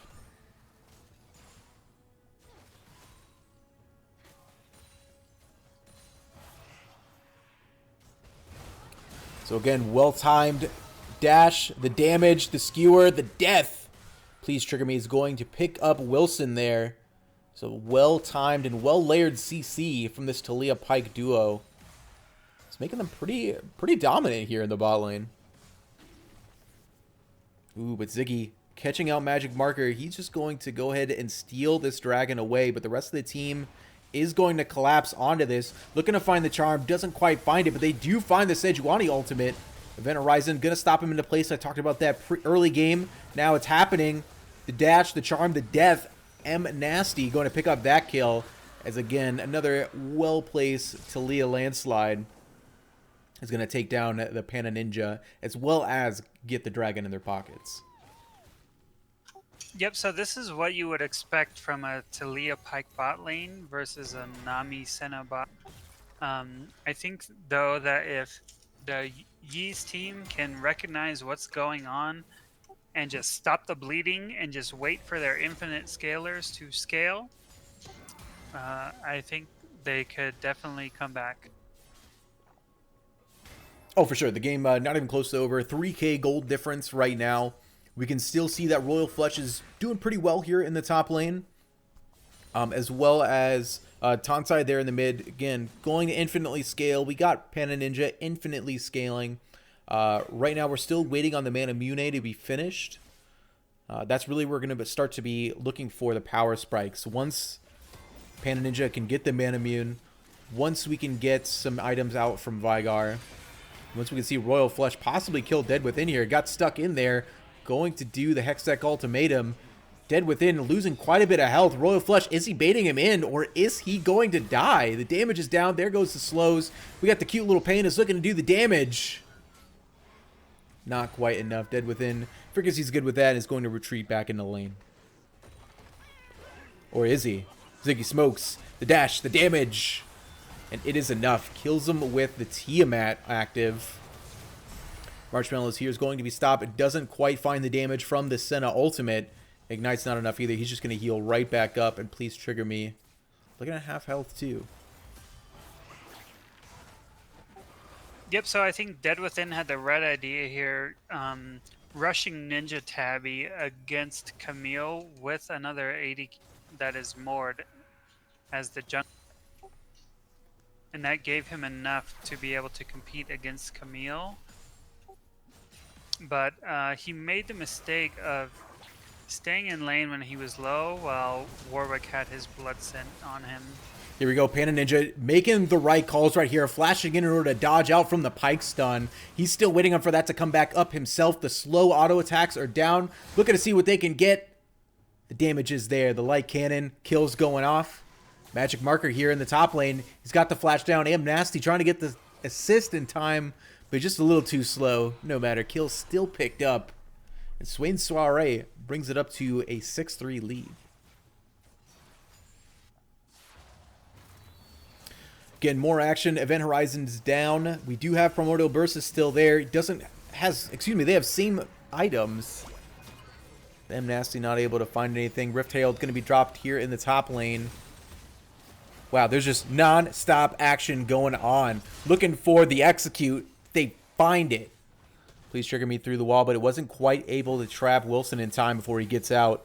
And only one kill traded in the top lane. We got a bunch of plates there in the top lane from Dead Within. And the pressure is just constantly. The go button is on for Swain Soiree. How does Yee's mobsters put the brakes to this train? Yep, so like I said, Vigar and Senna scaling infinitely. They just need to turtle as much as they can and try to mitigate their losses. Let Vigar stack that AP, which he seems to be doing a pretty good job of at the moment. Senna needs to stop dying. They need to be very careful of Pike and get vision control back in between the mid lane and the bot lane around this dragon area. There it is, guys. Ziggy Smoke's not quite following Payday's advice there. Just don't die, Forehead. That's how you win the game. Here it comes. The damage coming through, the stuns, the Primordial Burst into the kill. Royal Flush, he does pick up the shield there, but it doesn't matter. Dead Within wasn't looking to chase that anyway. So overall, still net bonuses for Swain Soiree. They pick up the red buff. Lots of damage going down. Marshmallows has done a really great job putting himself in the middle of the enemy team to stun as many members as possible. And, wow, Dead Within's kitties are just so cute. Like the meows. Yep, so just like in the game before, I think since the Yee's team is playing more scaling composition, they need to just concede these first two, maybe even three, let their team scale up, and then deny at that point when it comes to the fourth one, to the soul, start really contesting those dragons. There's blood in the water, and Marshmallows is there to find it. First kill going down. He catches out Wilson. Sorry, Wilson for some more tasty sushi. Here comes Magic Marker. Freezing up. Tansai going down. Charmed up. Killed out. That's two members down. Again, as he talked about, trying to give away the dragon. They were even trying to give it away. They're like, hey, chill out, bro. We're not even coming. They chased him down and took him out. This will be the next dragon going over to Swain Soiree. Yeah, and that's the problem, is instead of just completely conceding the dragon, it's like a case of like half committing, where you kind of want to like ward it just to see them take it anyways, but really there's no need to. Just give it up entirely, focus your resources elsewhere. Yep, yeah, exactly what needed to have happen there, but instead we're going to look to try to come back from a 5k gold difference. Look at these item spikes. We do at least have that first item completed from most members. Wow, Ziggy, that was insane, the timing. The wall actually interrupts the Warwick ultimate, but no matter. Please Trigger Me still slowed quite a bit from the Nami auto attack buffs. So the damage is there, and they do actually get a kill, finally traded back here in the bot lane, as Please Trigger Me falls. Yeah, huge pickup on Cinna there to get that shutdown gold. Yep, exactly where they want it. They need to start getting some lethality out of this character in order to Actually fill her role as an AD carry, because essentially right now we got 2 supports and no one else on the team is really capable of carrying. So that's what I'll be looking forward to see. Lots of pressure here in the bottom lane, looking to pick up the first turret of the game. Mind you, turrets have not even been taken yet. Ziggy Smokes, or excuse me, Marshmallow getting stunned out. Ziggy going in. He's got the fear down. There goes the stun. The shield was enough to keep him alive in a 1-for-0 trade, plus the turret in the bottom lane. Yep, there it is. Yee's team seems to starting to become online.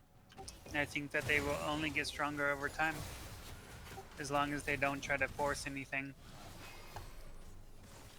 Yep, so really a lot of this team comp is waiting on the team coming to them and playing around that. That Tonsai's Event Horizon is really going to be able to split up the team enough where Royal Flush has his way with the backline and everyone else is just going to kind of get the CC as well as the damage down in between. But honestly, if they fight that way, I don't really see where the damage is coming from. Pan Ninja is a ways away from having enough damage to solo down any of the tanky players from the side of Swain Soiree. So right now, what's really their avenue to play these team fights? Actually, before that happens, we got the tidal wave coming through. Damage going down. Marshmallow doesn't find it, but Ziggy Smokes on top of Please Trigger Me. He's going to get grabbed up and executed down. Meanwhile, Panda Ninja, he just wants to take down his opposing laner. And the next execute is there. There goes the charm. There goes the damage. And Marshmallow doesn't quite find the X on it, but still a 3-for-1 trade in the bottom lane for the side of Swains. All right. Yeah, Yee's still giving up a little more than they should, I feel. Yeah, biting off a little bit more they can chew. That they're trying to trade something back right here. Flush here is looking for Marshmallows, but he is just playing the dodge game and ends up getting out of it. What a slippery little snake there.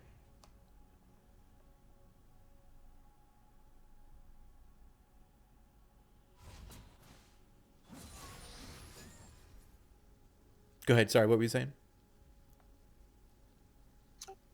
Oh, yeah, I think that I would like to see Nami build a my Crucible for the Sejuani ultimate, and then when Sejuani engages with her ult, Nami can just Michael's whoever Sej ult hits, and then after that you just kind of ignore Sejuani and focus on the Yorick who's going to be in your face, and then make your way to the back line. That's true. If that big piece of CC is taken down, pretty much all you have is a full attack damage Yorick running there, which while he will be pretty tanky, might not be tanky enough. Here it comes. The attacks, excuse me, the movement speed coming through. Skewer doesn't quite find its mark, but Marshmallows, he's not ready to give up quite yet. There goes the knockback. There goes the damage. And Trigger Me, he's going hard.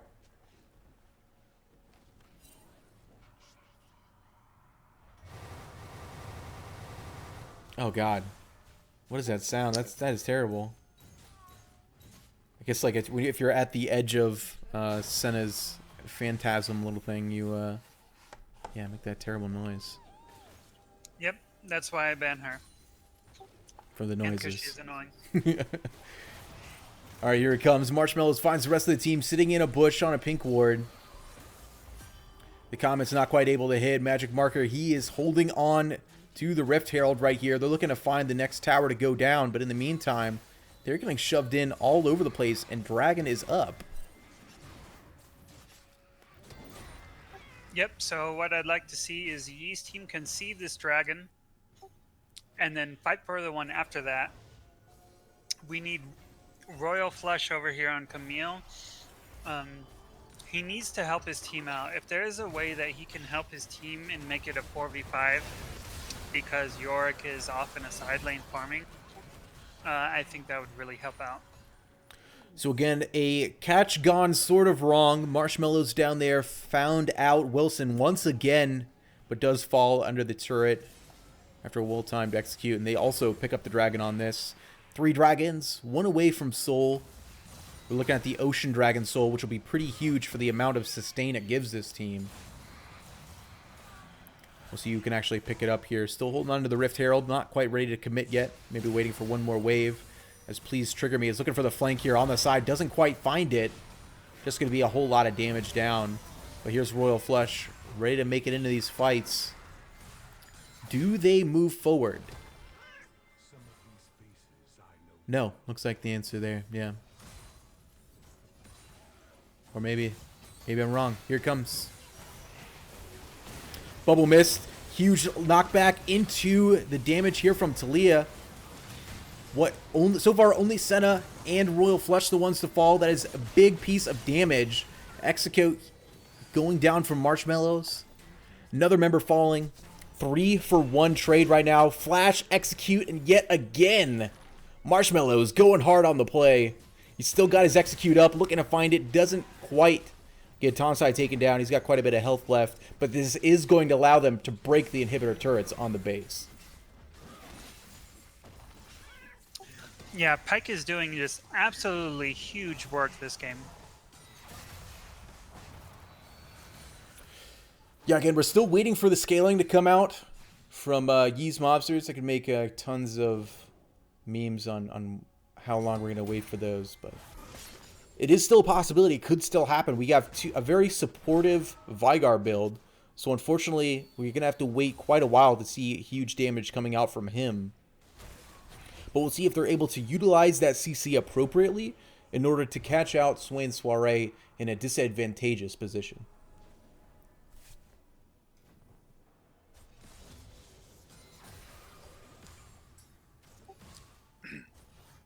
Yeah, I'd like to take a minute just to look at all of this vision that Swain Soiree has in their enemy teams. Just absolutely insane. I'm counting 1, 2, 3, 4, 5, maybe 6 wards out there. They need to escort Wilson on Nami, get some vision on the, and then Turtle, fight for Baron if they have to. Otherwise, you don't leave your base. You don't do anything aggressive. You wait for them to come to you, counter engage, fight underneath the turret. And they have tons of counter engage too, from Wilson's Tidal Wave into Tonsai's Event Horizon. They have a lot of options in order to kind of peel Swain Soiree off of them. But in the meantime, if they are sitting in base waiting for those super minions to come to them, they have to watch out for this Baron play getting taken. And this is going to make it even more difficult to play defensive when you constantly have Baron minions on top of you. But Royal Flush, it looks like he's trying to make the secret agent mission. They know he's there. But does he try to stop the Baron? That looks like a hard no. Easy Baron here picked up from Swain Soiree.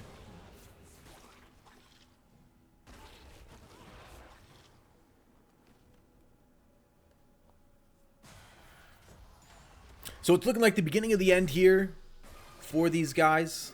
Possible last engage. Bubble does go wide, but the slows are there. There comes the damage and a big shutdown coming up. A lot of engages off the side of Swain Soiree. Now Dead Within. He survives a Primordial Burst, but not the Senna shots. She's getting the damage down. M. Nasty just barely making it out with his life. Oh, very quick Ziggy Smokes.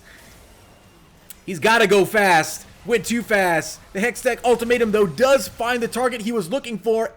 Pananinja picking up the 3rd kill on the play, while Tonsai just gonna get executed to a cannon minion. Right now, that cannon minion is the MVP for this team fight on the side of Swain Soiree. With Royal Flush, he's looking for the last member. We need this Baron buff off the map. He's trying to find the damage, but Magic Marker is just too tanky. He's gonna end up getting away. Yeah, absolutely insane team fight there. Kind of makes you wonder, like, why couldn't they do that before? But, yeah, they end up winning the team fight, even with the opposing team having Baron. Which will definitely stop that Baron power play and allow them to turtle and scale up like they need to. Yeah, just when we were thinking, what does the Yee's Mobsters do in order to get back into this game? They find the play that they needed. Just one misstep from Marshmallows kind of got out of control. The rest of the team got baited in and taken down. Now we're here on the Ocean Soul. This would be a huge pickup. You said this is where we want the steal to come through. Ziggy Smokes has the flash. Jumps in a little early. He gets the set of shield. He is able to get the smite off and stolen away. Huge pickup. So huge. As long as Yee's team can just not concede this, preferably not concede this inhib, they're going to be in a pretty okay spot to come back. Please trigger me. Trying to go deep into the enemy base in order to get the damage down. He's going to get bursted out by Tonsai. Now we have a huge amount of CC and damage off the side of Swain Soiree. We'll see if they can actually stay alive here under this turret. Magic Marker in the right place, able to get those Baron minions onto the turret. We're just waiting to see if they can get the if they can get the engage off. That is a focus down and killed Yorick. And Royal Flush, he is looking to keep this going. Now before he flashes out, another Warwick ultimate dodged away. Not able to be healed up in time. He's going to be taken down by Magic Marker. Charm land up on Peninja. And just like you suggested, oh, I thought it was a Mikhail's Crucible. I'm not sure what he used to get out of that. But M. Nasty, he's going to sit and wait right under a Comet there. Taken out. So overall, a 4-for-nothing trade. Excuse me, a 4-for-1 trade in the side of Master Yeezy. And we can see that scaling coming in hot in the late game. Yes, Swain Soiree really needs to get it together, focus, take that exposed in, use that pressure, take the top inhib, and close this game out quickly, or Yee's team will come back. Yeah, that's what we're looking at right now, and Marshmallow is trying to keep that going. But Royal Flush is a very slippery target here on Camille. So again, really, we're just waiting for that perfect engage to come out where Ziggy is finally able to land the Warwick ultimate. Wilson is going to get that tidal wave off. And now we have a decent amount of damage coming up onto Tonsai. Can we see how many stacks is he looking at right now?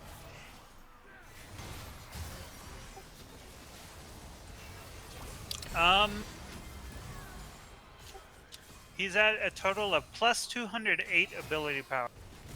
208 ability power was enough to help take down Dead Within on the York, but Royal Flush getting caught out just a little bit. The tidal wave to disengage, but he's already done that himself. Marshmallows jumps right into the event horizon, into a bubble. Can they get him down? They do. Royal Flush, but not before Tonsai falls. We got big members down on both teams. The charm is there. Wilson, Magic Marker chasing. The charges are there, but Pan Ninja has no backup. Doesn't matter, though. He's got the damage down. He's going to go in. He said, backup. I don't need no backup. Call the ambulance, but not for me. Goes back in for a trade kill. Looks like overall, pretty much a 3-for-3 trade, I believe. Died earlier on in the fight. Ziggy Smokes finally lands that damage down. Peninja follows back up, allowing him to get the kill. All 5 members now have dropped from Swain Soiree. Don't call it a comeback, but they're looking pretty good. Yep, and what I'd like to see now is Yee's team take Baron control of the vision control of the Baron. Maybe even start it. I'm not quite sure exactly when the Baron spawn, but they need to get that vision control right now. Maybe even bait Swain Soiree into face checking one of the Baron bushes. And we're at the point in the game with all the damage there. On top of the CC that this team has, even the tanks are dropping incredibly quickly. Pretty much the only person that could last more than a second in these team fights is Magic Marker. And we've gotten to the point where Tonsai has quite a bit of damage, so they will be able to chunk him out very quickly. So yeah, all it is waiting to see what Yee actually does with this advantage they've started to build. Now, I wouldn't say advantage, they're still down about 6k gold. That's not going to stop Royal Flush here from going in on Dead Within. He's got the support of his team around him. Lots of damage going down. Can Dead Within solo kill? He cannot. The Primordial Burst from Tonsai. He's going to grab down this kill. A little bit more AP in his pocket and another death on their team. But Swain Soiree, they're going to look to grab the Baron off of this.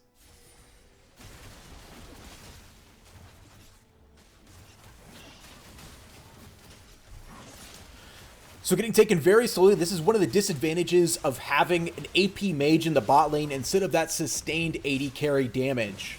They are able to use the Talia wall to stop them from coming in, but no matter, they're going to look from the back of it. And Smite just a little early. I still have 4 HP, but doesn't matter. Still able to get the damage down, secured for Swain Soiree.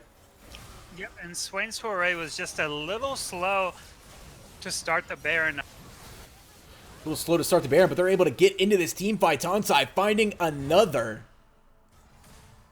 The damage is there, and they were able to leave Ziggy Smokes behind and at least pick up one dragon off of this.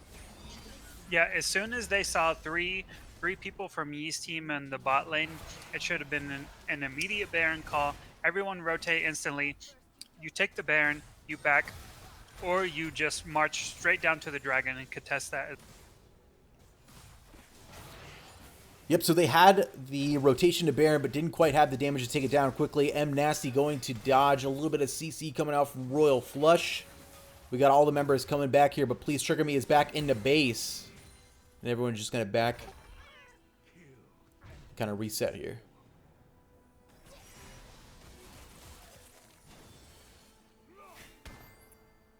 So now that our map has opened up a little bit, we see a little bit of life coming out from Yee's mobsters. What is the next contested play? Baron's down. It's still on the side of Swain's. So where do we go? What do we do? Right, so if I'm Swain Soiree, I'm looking to set up vision control on the bot half of the map and take that middle and bot lane inhibitor.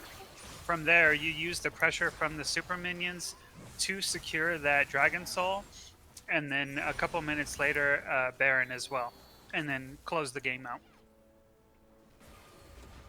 Closing the game out for Yee or for Swain Soiree.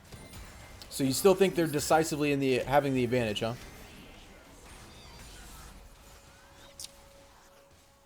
I think so, yes. Two exposed inhibs is a big. All it takes is one person from Yee's team to get caught.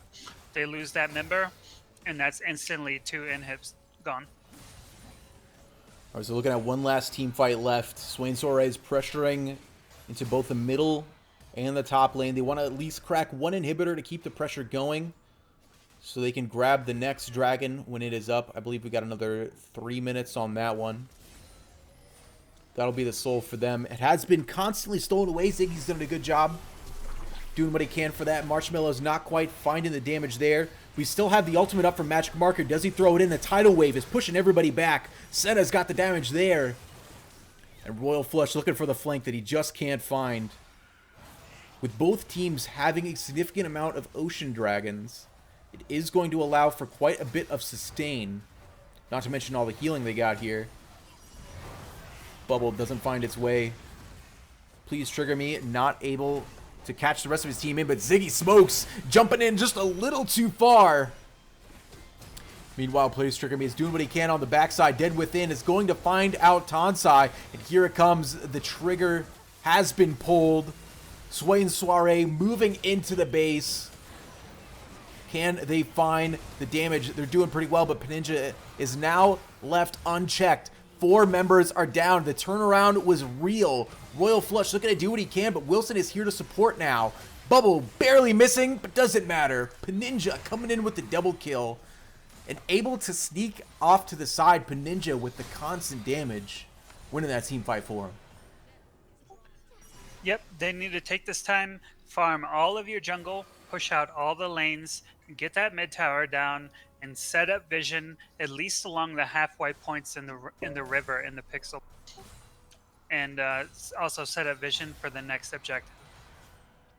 So break down a little bit for us what happened in that last team fight. So it looked like we had Tonsai getting caught off a little bit, but Royal Flush as well as Peninja were just positioned in just the right spots in order to take out key members. What really did you see happen in that? Yep, it was that, and then the super ambitious ultimate by Warwick. When his team was not ready to follow up, it caused him to burn his flag, and really give Swain Soiree the edge there. Speaking of getting the edge, Tonsai just got the edge of Marshmallow's skewer as he was executed there in the middle lane. Now we're at the point of the game where death timers are significantly longer. So 30 seconds left. This dragon is just about to spawn. Rest of the team ready for it. There comes the skewer. But the Banshee's Veil able to keep him alive. And the rest of Swain Soiree, they're just looking to harass as much as they can from the the dragon pit. They're taking quite a bit of damage back.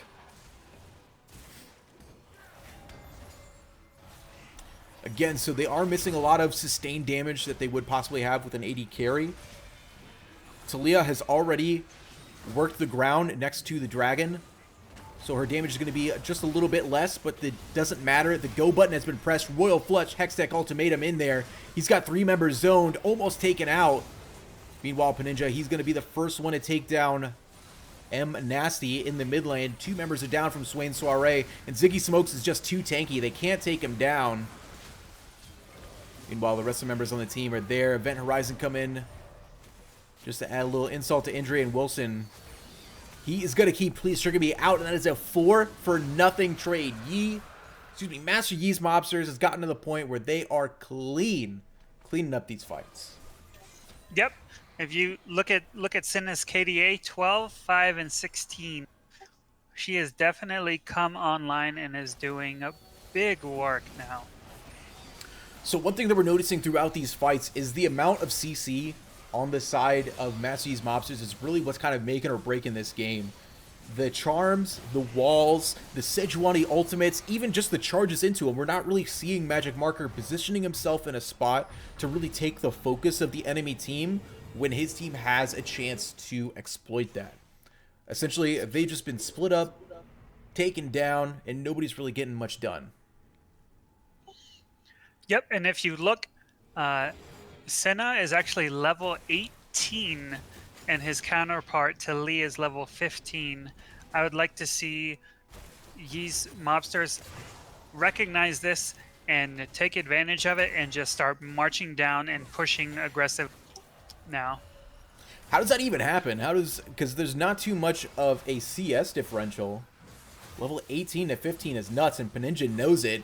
Getting in there, getting that damage down. The Glacial Augment slowing him up, and Magic Marker, he finally gets that burst stun in, going through, but doesn't matter. Royal Flush finds the opposing team's bot laner. As Zed Within does what he can in order to catch out Tonsai. He's able to get in there in the fights, but not able to get the damage down, and he is going to be the next one to fall. Royal Flush keeping the push alive. But Marshmallow's waiting the wing. All it takes is that one execute. Doesn't quite have enough. Thankfully, Peninja able to heal him up just before that engage. But Royal Flush. Whew! Woo! Where did Nasty go? He's dead. Ziggy gonna keep it going. Not quite able to find the kill, but still a lot of damage down. Royal Flush in the middle of the base, bearing up minions, and this will surely be the end of Swain Soiree. Yeah, I'd like to take a minute just to highlight Sinna's items here. She has the Mercurial Scimitar in case she does get ulted by Sejuani, and the Guardian's Angel. So she realizes, I'm huge, I'm carrying, I need to stay alive, and so she bought those items to make sure that she could continue doing that. And that's exactly what she did towards the end of this game. Victory coming out from Master Yi's Mobsters. They do advance to the semifinals, or excuse me, to the finals. This was the semifinals. So great job to them. Looking forward to see what the winner is from the last team. So we also had Karthus's Killers going up Garen's Garrison. Did you happen to get a message on who won that game? Yes, Garen's Garrison's lost. Garen's Garrison's lost. Okay, so we will have at least a new face here in the final round. Karthus Killers is going to be going up against the Master Yi Mobsters, making the great comeback play into the final round of Air Force Gaming Resiliency Cup. Give us about 10 minutes.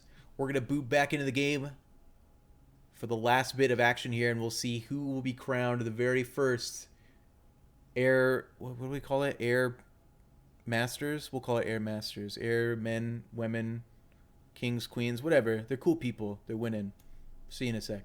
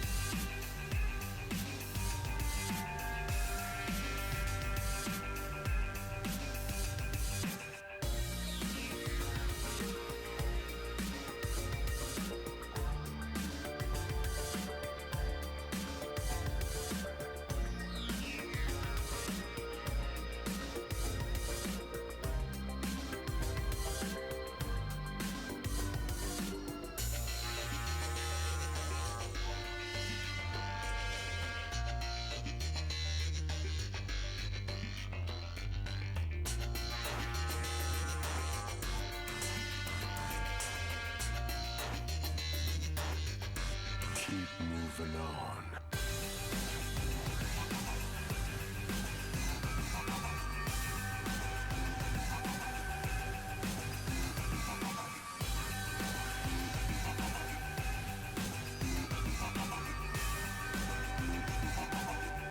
Keep moving on.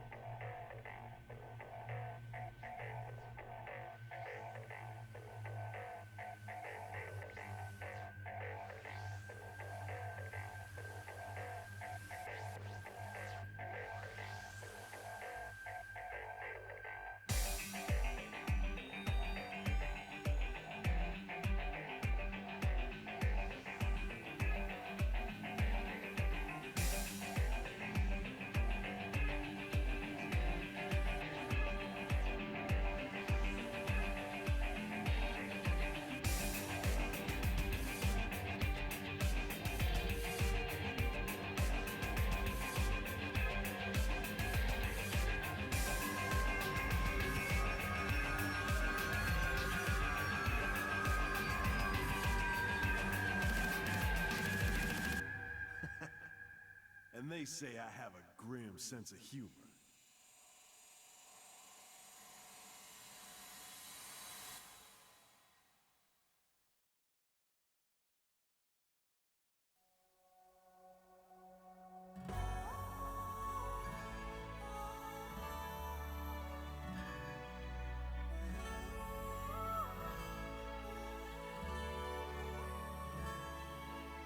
We were born from night before there even was a dawn. So here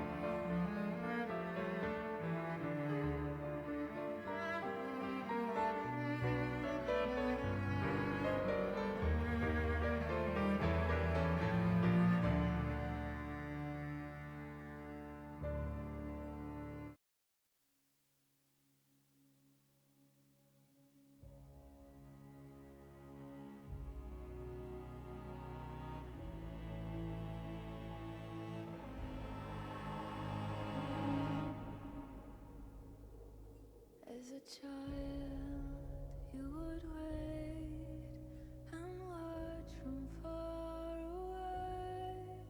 But you always knew that you'd be the one that would while they all play. And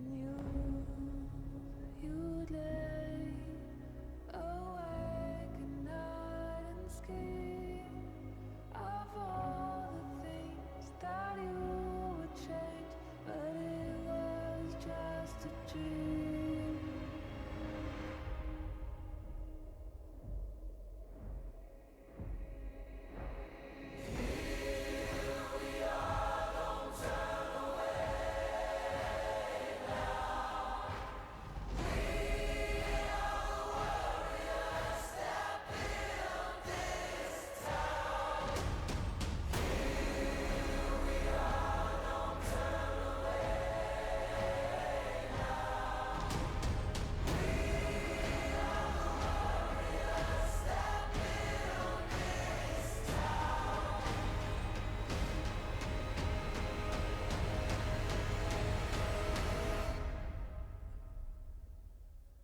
From dust.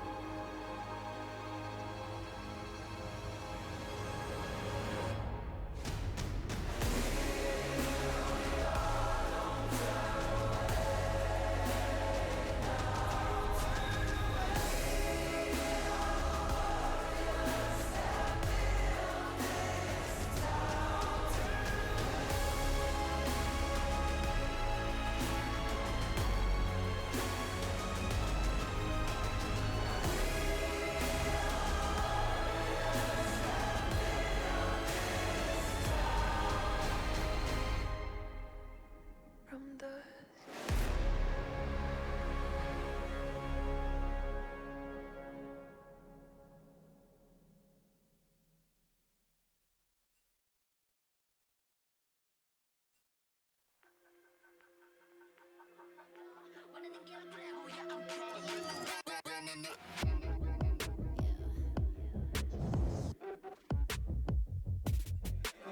Moving too fast, life is moving in slow-mo. I'm a god, but I actually don't know. I mean, better put your pride aside. I'm a Benz, get more like a Volvo. Your best stuff looks like my words. Synapses, fire, and burst. Got the whole crew with me, about to do damage. You know we ain't average. I ain't gonna say this again, but it's in my time. Better look in my eyes. I'm a genius in the skies with my heart on my sleeve. You can force you a block to a king in his prime. Everybody got a line. Sit back with the stars in line. I finesse like my life on the nine. Was a diamond in the rough, and now I shine.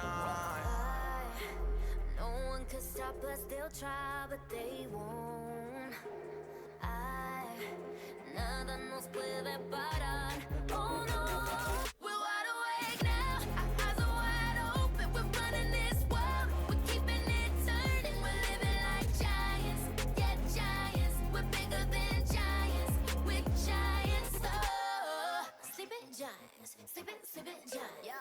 Shutting it down. Been in the ground and my people all up in this place. Spinning this thing. Go to my rank. Royalty up in my veins. I'm no gold, think I'm so cold. I say something, ain't no going back. Now they ask where Kiki's at. I'm like, you can't hang with that. 쏟아져 빛이 멀게 된 눈이 멈추지 않아. Once we go, 내게 넣은 내는 모든 뼈 빨리 달려. 넌 못 따라와. True damage we do it. True damage 보여줄게. 뭐든 쉽게. 이기든 지든 my crew make the beat. Alrighty, guys, here we go. Getting into the last game of Air Force Gaming Resiliency Cup. We're looking to see Master Yi's Mobsters. They just made a great comeback performance. We're looking to see them against the Karthus Killers here in this last game. Let me. Hey, how's it going? There we go. Donald Trump. Yes, sir. It's Donald Trump. This is the man himself. Y- so yeah, just go ahead and unmute yourself. Yeah. So go ahead and introduce yourself, I guess, as who you are. So I was the AD carry for team Garen's Garrisons, and we just got We'll give knocked him out. a moment to figure out how to unmute himself. I'm not muted. Who's muted? I'm not muted. No one's muted. Payday. Um, Am I I muted? thought Donald Trump was muted. I had him Can muted. you hear me?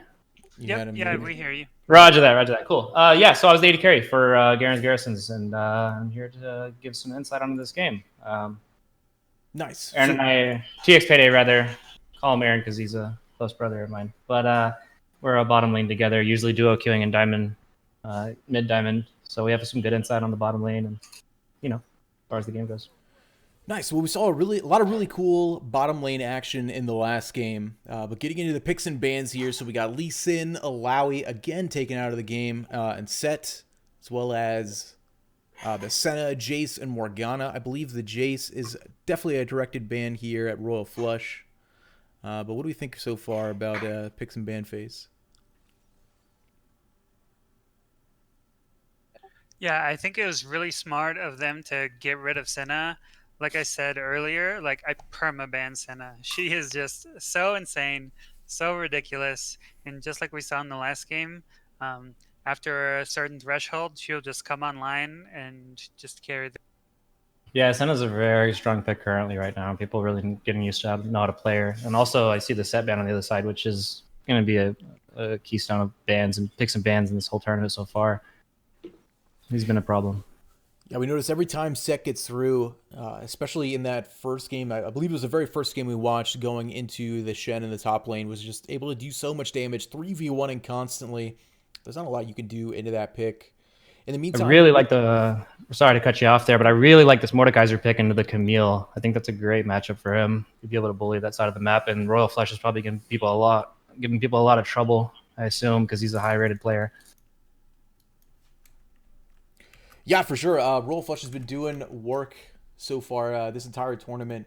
Excited to see what he can do in the top lane. Again on the Camille again. We'll see Wilson again on the Nami. So some repeat picks out of them. And probably Thresherino. I'm guessing he's probably the guy supporting the other team. Yeah, no doubt. His Thresh is very good. He put a beating on me last game. I'm not going to lie.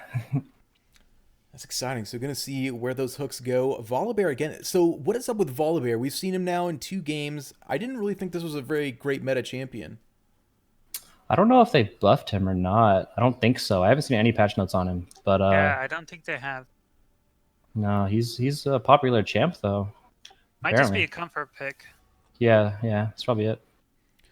So the Volibear enthusiasts rise up as we finally have the first round of picks and bans finished. Looks like mid lane and jungle is missing from both teams.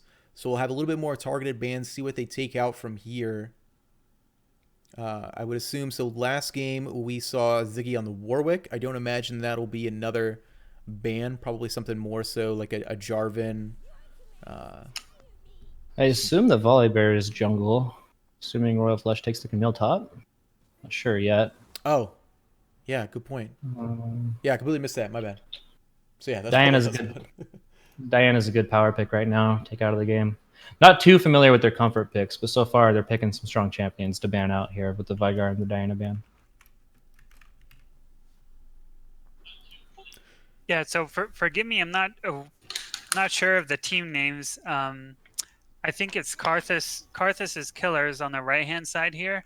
Yep. I'd like to see them pick some champions with some burst here to try to kill Volibear quickly, because Mordekaiser does not kill people very quickly, and Jen, if he goes crit, he can burst someone down real quick. But otherwise, if you let Volibear's passive just tick up, he can stay in a fight a very long time and cause a lot of trouble. Yeah, it looks like they'll definitely have a lot of early game advantages here so far on the side of Yeez Mobsters is on the left and the Karthus guys are on the right. So lots of early game advantages from their team, highlighted even more so with Lytarios on the Malzahar. We got 2 picks left. Let's see if they can counteract enough. Let's get a bot lane's perspective here. What do you think of a Nami mix with a Misfortune? Oh, I really like that. Nami's a great support right now. She's the only non-tank support who's very meta right now. And Misfortune is a good pick into Jhin as well, but Misfortune's not so nice into Thresh, I think for obvious reasons here. But either way, Misfortune's a power pick. We Yeah, all I know how think strong she is. both bottom lanes definitely are very strong and definitely have Yes. a lot of potential here because you can, if Thresh lands a hook, Jin can easily follow that up with his W to snare. And Misfortune and Nami are both very squishy. And on the other side, Misfortune can poke, with her Qs, and Nami can buff up her Q. Nami can buff up Misfortune's Q with her E to make those double ups hit even harder. Yeah, that's spot on. I really think that the bottom lane matchup goes to the Misfortune and the Nami. Just due to, I mean, Nami's dueling or 2v2 potential is just so much more higher than Thresh's because everything's just point and click with her pretty much. And her E is overwhelming, and so is her W. Yep. So if Nami and Misfortune play this safe like they should, and just focus on poking with Misfortune Qs and Nami Ws and avoiding that Thresh hook, I think Yeah, they should. if they avoid the hook. Okay, so Misfortune took cleanse at the last second. I like that. Does cleanse remove Mordecai's role? I don't know. I know QSS does. I believe cleanse does. Yeah, Cleanse as well as QSS, they have synonymous Yeah. uses. Yeah, so that's good against the Malzahar and the Mordekaiser here. But like I was gonna say, if you get hooked by Thresh and they try to overcommit on you, particularly Nami can live that, heal up, get out of there, and if they overcommit, they will lose the 2v2. The Jhin and the Thresh will lose the 2v2. So lots of exciting things to watch for here in our last game of the night. We'll see if the top of Air Force community talent can be showcased here on the Rift. Don't go anywhere. Our last round is going to be back in just 3 minutes as we wait for a spectator delay. So yeah, stick around.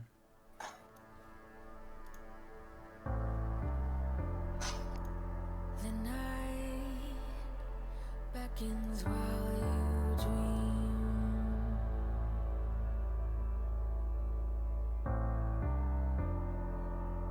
A life never lives in peace.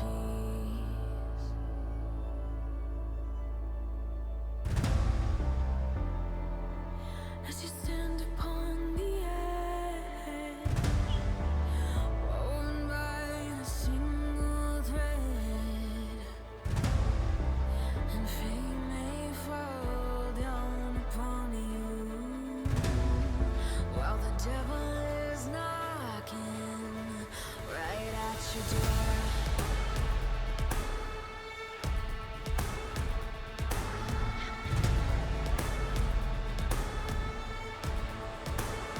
So are you restless? Each night you hear the drums of war. Awaken, awaken, the voice begins to call you while you hunger. A taste of destiny you're searching for. Awaken, awaken.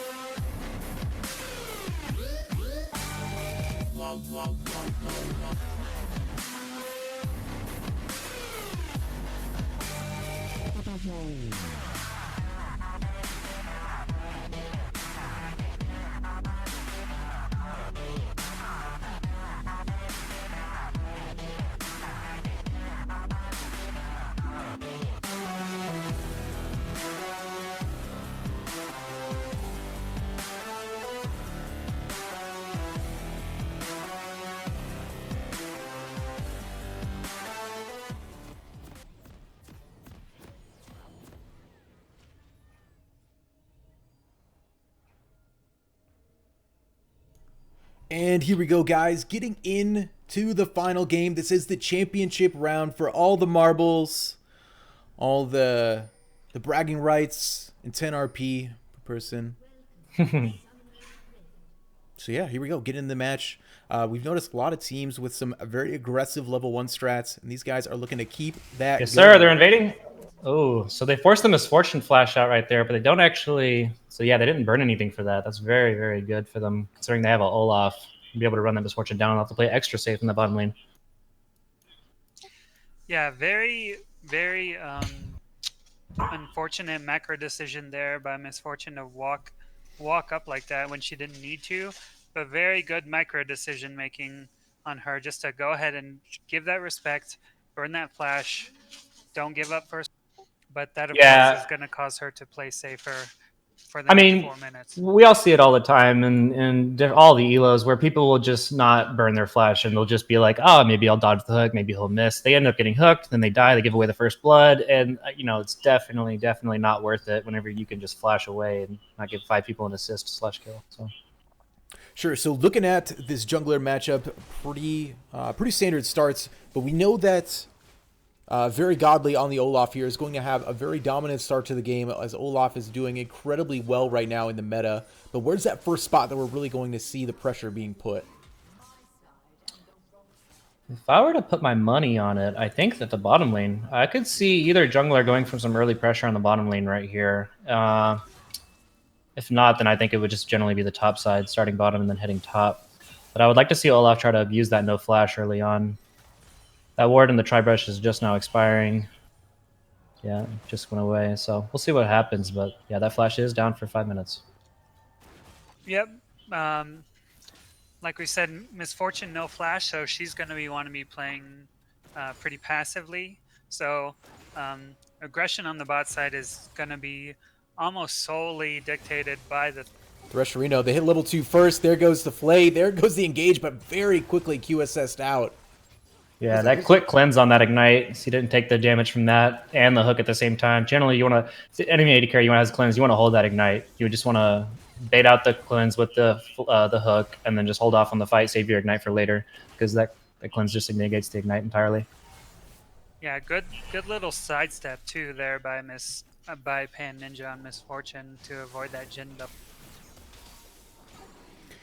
So a great play by Thresherino, and Jovern is still taken away by just one cleanse, washed away everything that he could do, and Wilson able to do what he can to heal him back up. Royal Flush here going in hard in the top lane. Conquerors popped on both sides, but Wardine... Yeah, we're going to see something up here in the top lane here in a second. Both junglers are pathing up here. Volibear's a little late to this. Olaf has been spotted out by the ward, but Olaf's pathing down and Volibear sees him, so there's going to be either a contest over the Scuttle Crab or a contest top lane in the fight. Royal Flush here, he has a huge HP advantage, looking to move in and make sure that his jungler can secure the Rift Sculler away. I thought he was going to flip him back into him real fast. Get Smite stolen. Yeah. Not quite, though. Just a Rift Sculler going away, which is a pretty big XP advantage, which Ziggy is going to desperately need in this game if he wants to stay ahead against this quick farming Olaf. Yeah, we're going to see this mid lane be pushed in by Malzahar the majority of the time early game. He's going to be able to establish 10 plus CS lead easily. As a Nivea, it's very hard to CS into the turret early on. So he's just going to keep her pushed under there. Dragon spawning in just a few minutes here. We'll look to see if Olaf is able to stay under that. But Royal Flush, in the meantime, he's got the damage. There's a fight in the top lane. Tons of damage. Oh. Doesn't quite find the return, though. He might be able to kill this Mordekaiser. You might see the Mordekaiser flash here to try and dodge. Okay, Flash is down. Flash is in for the Q. Yeah, not quite enough. Surviving there with sub 100 health. Very close matchup here in the top lane. We can see both players very evenly matched, so far at least. Here we go. Olaf is heading bot right now to pressure. Thresherino goes in, grabs the Flay, but not quite the death sentence. And all they're going to do is get quite a bit of damage pushed onto Yee's Mobster's bot lane. Yeah, really unfortunate for Thresh there that he missed his hook, or that for sure would have been a kill. Wardine in the top lane having his way here with Royal Flush. able to get quite a bit of damage down just as he teleports into lane, saving the shield for as long as possible. And while Thresherino and Jover are trying to bait this out, they think that they left, but they did not. Oh. Does Paninja sniff it out? He does not. They're walking forward. They're waiting for some fish. Does he go? Grabs it. Death sentence down. Bubble's going to miss. They might actually have the misfortune here. She'll have to flash. Flashes in, able to dodge. sidestep it. Ooh, fantastic. Very close. Great play, but still first blood picked up for the Karthus Killers here in the bottom lane. Yeah, and they're really going to be able to build off that with the first Dragon Infernal. Very good for both team comps here because they both have a lot of damage in all in these compositions. So they're going to push for this for sure. So we can already see Very Godly here moving into the jungle. Excuse me, leaving into the Dragon Pit. Meanwhile, Lytario's trying to do what he can to keep Royal Flush back under his turret. There he is. Yeah, it was a good idea to roam there, but I mean, Camille is just so safe. Oh! And even with the death sentence, still able to turn it around. What is happening? 2 kills going down, Dragon stolen, and Master Yi's mobsters are in this game. Wow, so the hook actually pulled the Volibear into range so that he could smite that. That's very unlucky. Yeah, and both of those kills going over to Anivia as well. A champion you don't really see come online until later in the game when she has a couple items.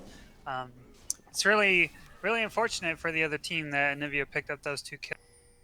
Yeah, it's definitely going to accelerate her power spikes. So 2 kills, Dragon going over. So far, only 1 death on the team. It looks like Yi's Mobsters is not going to have quite as rough of a start they did last game. And against the new contenders here in the finals, they are looking pretty good. But still still only a 500 gold lead. So even after all these advantages, it's not being converted quite yet. Mordekaiser's just going to look for the kill top lane. He ults the Camille. Camille going back in. Not much she can do. She is stuck in the Death Realm. Warding looking for that one last mace to kill. And you're done. See, that's what I like to highlight whenever you see a counter pick like that, like a Mordekaiser. It's a perfect pick against a Camille because there's nowhere you can go once he gets you in that ult. Wow, Thresherino going in for the Flash Lantern for even more distance. And Paninja, he's going to try to find a way out of this, but the Death Sentence cleansed out again, using this Summoner spell to its full advantage and able to get quite a bit of trade damage back onto Very Godly. No kills picked up here in the bot lane. Yeah, that was a Captain Jack cleanse right there. Very fast. Yeah, so what I'm seeing from Paninja is he's doing a really good job about mitigating the losses that he takes from the mistakes that he's making, but with burning those summoner spells and getting out alive. But what I'd like to see, instead of him just playing well reactively, is for him to have better decision making so that he doesn't put himself in those dire situations where he just barely gets out. Speaking of decision making, we have Thresherino going back in one more time, but he is caught out by the bubble. Wilson still doing work on that, but not able to get away. Death Sentence is all it takes. Thresherino is going to pick up that kill with Ignite. Meanwhile, on the top lane, we did miss Wardine picking up the Rift Herald by himself. Yeah, Mordekaiser went ahead and soloed that away, but that was a great hook by Thresherino. Yeah, really good prediction there. Because most of the time, you would expect the other team, it's kind of the guessing game, right? You expect them to dodge back to your turret, just like you would expect. Yeah, you'd expect Tonsai to dodge back to his turret there, but he's still going to get hatched into egg form. Meanwhile, again, the action does not stop. Wardine, he's got a lot of shield back there in the top lane. Both of them are going to push down the Hextech ultimatum. Not enough to get him away, and Wardine's going to pick up that kill. Meanwhile, Tonsai in the mid lane, all he does is lose his egg. It's likely to pop that Herald top lane as well. There it goes.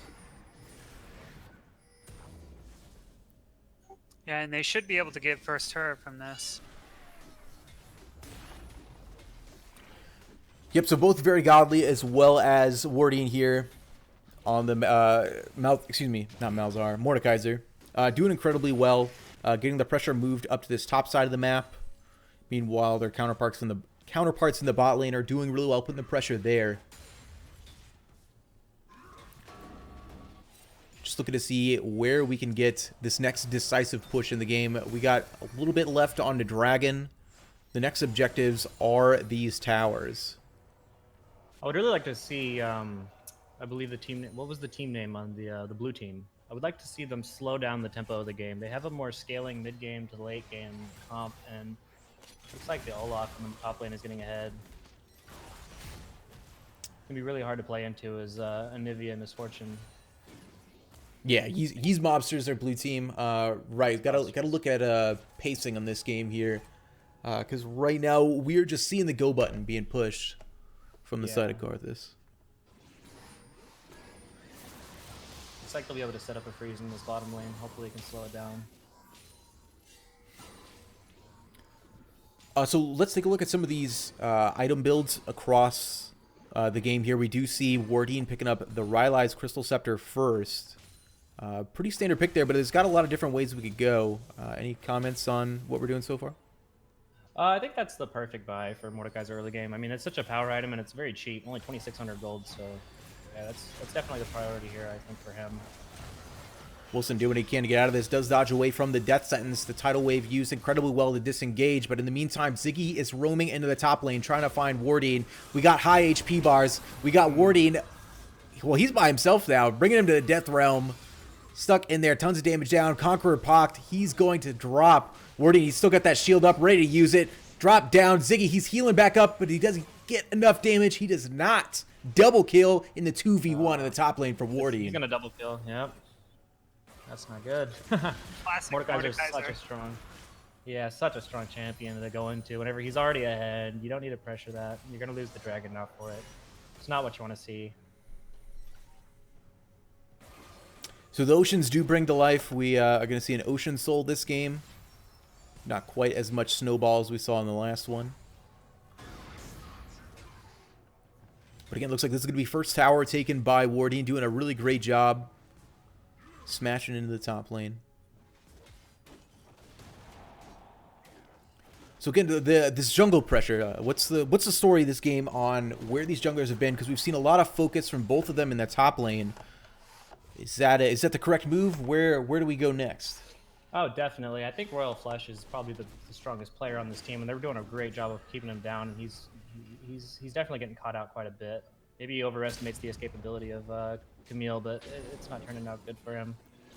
But I think the attention top lane is probably something you don't want to see anymore out of Yee's mobsters, especially against the Mordekaiser. Yeah, I agree. Mord is too far ahead. They've already put too many resources trying to keep Camille in the game.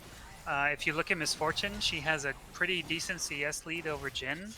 I think they should start focusing their attention towards the bot lane to get Misfortune. 1 second, we got a pretty spit flight here in the bot lane. Jovern is caught behind, looking to get the last bit of damage and maybe kill out Ninja on the way out, but he does not. Ziggy Smoke's going to pick up the kill there on a well-timed jungle gank. Very godly here, going unstoppable, but not. He can't get away from the damage. Doesn't matter about CC. Axe does miss. We do have an egg still up on Tonsai. And Royal Flush is here to support. Latarios is getting collapsed on, though. Here we go. The last of it. Great Camille roam. Very well timed. Hextech Ultimatum is going to be enough to take him out. Ziggy picks up that kill as well for 2 for the jungler. But in the meantime, this Wardine, this Mordekaiser's getting farther ahead. He gets the first turret gold up there. He's able to collect some CS, even up the CS score. And he's carrying that 400 bounty now, but looks like he's the star of the team so far for Karthus' killers. Yep, just like I was saying, stop devoting resources to the top lane.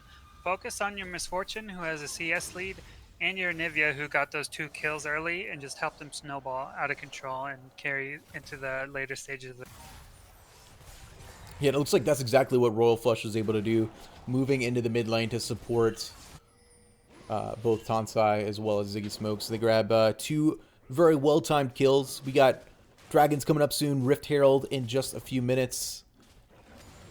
Lots of action, waiting to see how exactly Yee's Mobsters decides to come back this time. As long as they continue to play around the Anivia, I think they'll be all right. But it's definitely looking dicey whenever that Mordekaiser enters team fights and just takes out one of your carries. So what are the spikes that we're waiting for in this game right now? I know that Misfortune and Jin both have one item finished. But when does that really big damage come online? Well, you really want to wait for the Anivia to get her Seraphs, because she'll get that spike in ability power, and you can teamfight around her, and you'll really see that put to work. But most of the champions have already hit their first item. I think that you kind of need to wait for the Jin to get some more damage under his belt, because if you team fight and that Mordekaiser doesn't play it about as perfectly as he can, they'll lose the fight for sure against that Anivia and Misfortune combo. So waiting to see what we do with the tempo. The side of Karthus Killers, they got everybody on the top side. Wardine here, looking to teleport in and move his pressure around the map. Not the smoothest lane swap, but they are going to essentially swap the map here. Here we go. Lytarios catches out Tansai, knocked into Egg, damage down, death sentence here into the bottom lane. We can't figure out where we're going. There's action everywhere. Both members going to drop here from the bottom lane as Ziggy Smokes tries to pull something back, but Thresherino, he doesn't pull anything back on that one either. Yeah, that hit the blood, right? Wow. That's some damage. So we saw lots of stuff happen there. The Rift Herald drop into the in the top lane. We had 3 members fall in the bottom lane. This would be only... When did Ziggy die? I thought he got out of that. No, he got hit by that Mordekaiser. Yeah, oh, that's right, the Mord pulled back. So again, trying... generally, you're just that was just a poor position by Anivia there. Also, you don't need to be bottom lane there. You know that they just got the other Herald. They're gonna pop at top lane. So it sucks to see you mobsters go down there and actually challenge that Mordekaiser. Yeah, sent quite a bit of members too, so a lot of resources spread out across the map. Meanwhile, Karthus, they know exactly what they're doing. Thresherino just on point with those lanterns. There's something so satisfying about seeing a quick lantern in, but lots of burst damage coming out just as the dragon went down. Almost traded away. You see this gold lead crest over 4,000 gold now. It looks like Tansai maybe caught out here. Now he's able to get away. Ignite goes down for Lytarios. Tansai is best fine, but Thresherino is going in. He's looking to find the Jin. The damage is there. There comes the Jin ultimate. First one to fall. Second one to fall. Looking for the last shot. Does he get him? Ooh, Thresherino just barely misses. He does hit it. Does he have the W? Doesn't. I don't know. Not quite. There goes the flay. Thresherino looking for it. Ziggy Smokes. He's trying to find that bite on Thresh, but doesn't quite get it. Is able to fall to the tower. Picks up 1 kill on Virigande because of that. And again, this pressure is huge right now. Yeah, this might be a quick game here. I mean, I don't see where Karthus Killer's team I don't see it necessarily falling off. I don't see E outscaling. I don't see where they can really come back, unless they get some good team fights happening with some good Misfortune ults. So one of the things I noticed in that last fight was every time Tansai tried to make a trade with Lytarios there in the jungle, he was either using his stun to take out Malzahar's minions. He was getting silenced as soon as his ultimate came up. How do they position these team fights in order to allow Tansai to get his maximum damage down? Well, you definitely need to fight in a choke point. You need to fight in the jungle, or you need to have them dive you. That's the only scenario. If you're spread out, you're going to lose the team fight against this Olaf and Malzahar, and then the Mordekaiser just, taking people out of the fight. Just got to focus on fighting in the jungle or choke points. See, I don't like this overchase. They're just chasing this guy top lane. Wardine is just going to ult you. He's going to take out one of you and then probably just 1v2. But they backed off, so. Good call there. We do have a tidal wave go a little wide. They are still trying to get that damage down on Wardine, and just like you said, uses the Death Realm in order to dodge the CC. So he's in the middle. Does the 1v2 come out? He's going to Zanya's in the middle of everything, just waiting out the damage. He's definitely going to 1v2 them. There's the first one. Does he actually get them both? Waiting for the shield to come back up. There it is. Billy Andrews is enough. Does get the 1v2. Perfectly predicted. Thresh death sentence. But will that be their death sentence? Sitting in the middle of a huge bullet time, but Ninja's at least able to trade one back. Some signs of life here from Geese Mobsters, but overall, a pretty grim look across the map. Now we're seeing this gold lead start to crest 7,000. It's not looking good. Cannot go for that Mordekaiser. You just need to play around him, but it might be too late at this point. Yeah, they need to find some way to chain some CC onto Mordekaiser and just burst him down before he can do anything with the Anivia stun and the Nami bubble and the Nami ult and the Camille's. Otherwise, this Mordekaiser is just gonna run through their whole team. Yeah, I'm not seeing much life for Yi here. For Yi's mobsters. Here Or comes. just wait for him to overextend. Yep, the CC you were looking for, the overextension. However, Jovern does find out Peninja there in the bot lane. Trying to dodge it out is Wilson, trying to get the speed on him. But Lightarios faking him out with the flash in his face. Scare tactics, that's all it's about. Well, they did get that 1,000 gold shutdown off of Wardeen, and that did go on the Anivia. And here we go, we have Camille flashing in. Yeah, and with Mord down, Yi's mobsters are feeling themselves a little bit. Chasing down that gen there. Yeah, and that's another big shutdown. That's a, what is that, 800 gold on the Camille right there. Okay, this is actually quite a bit of a throw. Gold lead does go down under 7,000 now. Yeah, not only that, but we got the other big shutdown. I believe it was on Ziggy on Volibear, or was it on Anivia? I couldn't see. That was Anivia that got that 1,000 off of Wardeen top lane.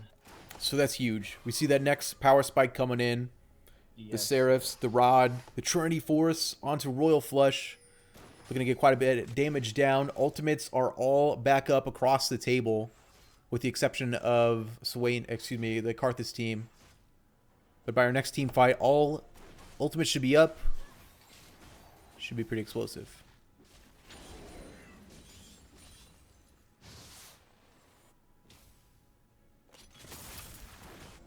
So look at this ward coverage. It doesn't look like anybody's going to be caught out quite yet. Thresherino doing a good job trying to extend their vision reach into the enemy team's jungle. Meanwhile, Ziggy, we don't have a lot of members here. Gonna flash in, throw everything for Thresherino. You do not want to see this. I mean, the Mordekaiser can join the fight right now. He has 3 items. He's sitting behind. Doesn't even need to be in there yet. Litario's getting the damage down, but that was a great tidal wave into bullet time. Litario's going to be the first of all. Very godly looking very low. Peninja, all he needs is 1, 2, 3 autos. Finds it. There we go. 2 kills going down. That is the jungler who will have to smite up. But This might be Wardeen. salvageable. This might be salvageable for Karthus here.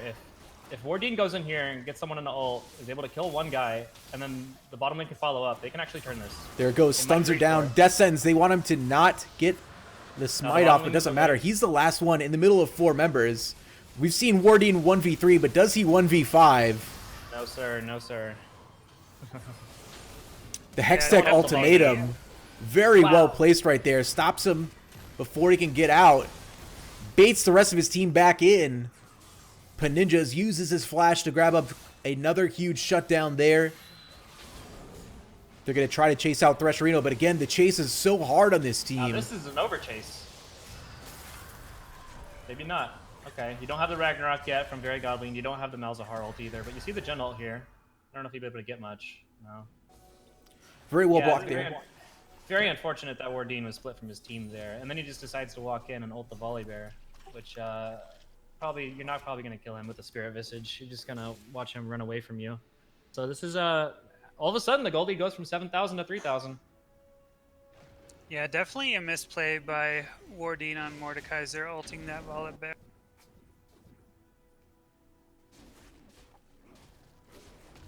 You think it was a misplay to ult the Volibear? To Oh, stop the smite? Yeah, like Trump said, if you ult Volibear, he's just gonna live. Like, you're not gonna burst him down in the duration of your ult. There's no way. He has a Spirit Visage, he has Mercury Treads, he has Cinder Hulk. Yeah, it's Right. I think the play there would have been to ult one of the carries, kill the carry, and then come out and try to get an additional kill before they take you down. Yeah, and he did still have Jovern and Thresherino waiting in the wings the whole time, so an unfortunate misplay, but moving forward, he is still a 9-2-1 monster on Mordekaiser. He's got all of his core items finished, so these team fights should be pretty skewed to their favor. I don't know if it'll be as skewed as you might expect it to be. I understand that Wardeen is so far ahead, but I don't know. You see the Misfortune here now picking up her 2 items. She's hit her power spike with the 50% crit. She's hitting like a truck right now with her ult. The Anivia just upgraded her Seraphs. You're seeing some good power spikes come out of here and items, even from Camille. That I think the team fight could be definitely won by Yi here. Jovern's gonna Could've been get a caught full-on out throw. and deleted. Royal Flush finds him. You see them, they ping the Mordekaiser, so they know he's not in the fight. They're gonna go pressure this Baron now. Flash coming through. There goes the tidal wave, slowing up both Lyterios and Thresherino. Royal Flush, he's got the carry in his sights. Gonna get stunned up for just a minute, but all it is doing is delaying the inevitable. Another drop. 3 dead on the side of Karthus Killers, and Baron is in their sight. No doubt a throw here. You're gonna see Anivia go back. Kansai, go defend against Wardine. No, Wardine has teleport, so he could just teleport back to the Baron with the Olaf, and you could see a 2v4 here if they make the right call. There's no way a 2v4 they actually win on this. Very Godly, though, he's really thinking about it. He definitely should teleport. It might be too late now. It is too late. He might go for the steal, though. There goes the Flash. Doesn't quite make it. Not what you wanna Unfortunate. see. So typically there you'd want to see the Mordekaiser teleport back into the fight with the Olaf. So if we were wondering about the cleanse, it does not work. Wow. That guy summoned him to this, sent him to the Shadow Realm. Didn't quite make it out. Wardine here trying to do what he can. He picked up at least 1 kill on his way out. Yeah, so like I was going to say, you want to see the Mordekaiser back up. Once you know the Anivia is there, you can just walk back and teleport into the Baron Pit, ult one of the carries, and then have your Olaf go in. I mean, Olaf didn't even request Ragnarok whenever he went over into the Baron Pit, so that was just, it looks like just complete misplays all around the board from Karthus Killers. So again, similar to the story we saw last game, the huge advantages of Yi's mobster, the huge disadvantages in the early game is forgotten very quickly as we move on to the late game, and looking pretty good here as we go and push forward. Props to them for recognizing their team comp and how it's supposed to be played out and managing to survive that early game so that they can come back later. Yeah, no doubt. I do think they have a stronger team fight leading into the later stages of the game with the Misfortune and Nivea, and even they have a huge tank in the Volibear now. Ziggy is hitting 2 items, 3 items now. Looks like they're pressuring for this dragon.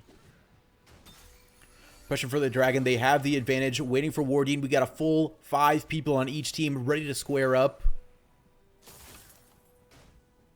Where does the damage come down first? Thresherino lands at death sentence. Waiting to see who we can throw in with him. He's in the middle of everybody. He's got to jump out. A great tidal wave into bullet time is going to completely zero out the rest of Karthus Killers. There is no HP left on their team, and Royal Flush is just going to clean up Very Godly on the backside of this. That was perfectly played by Yi's mobsters there. You saw the Anivia at the start of the fight isolate the back, get a double stun onto Wardine and Jovern, and take the Gen out. Gen had about maybe 10% health running back, and then you had the perfect tidal wave into the Misfortune ult. That was just perfectly executed. That was just well played all around. Very impressive. Very and impressive. Also, that's another thing I wanted to point out is they fought into these choke points. You saw that they used the choke point of the jungle, they isolated them there as the team, and they had all 5 of them pumped up to land all of these good, perfect ultimates. Everything was lined up right there. And it's funny that the amount of engage they have on their team is essentially just Ziggy running at him or a tidal wave. They've been kind of counteracting Thresherino's engage and using it against them. The turn ability that they have with the tidal wave as well as the bullet time is really pulling them forward into this game.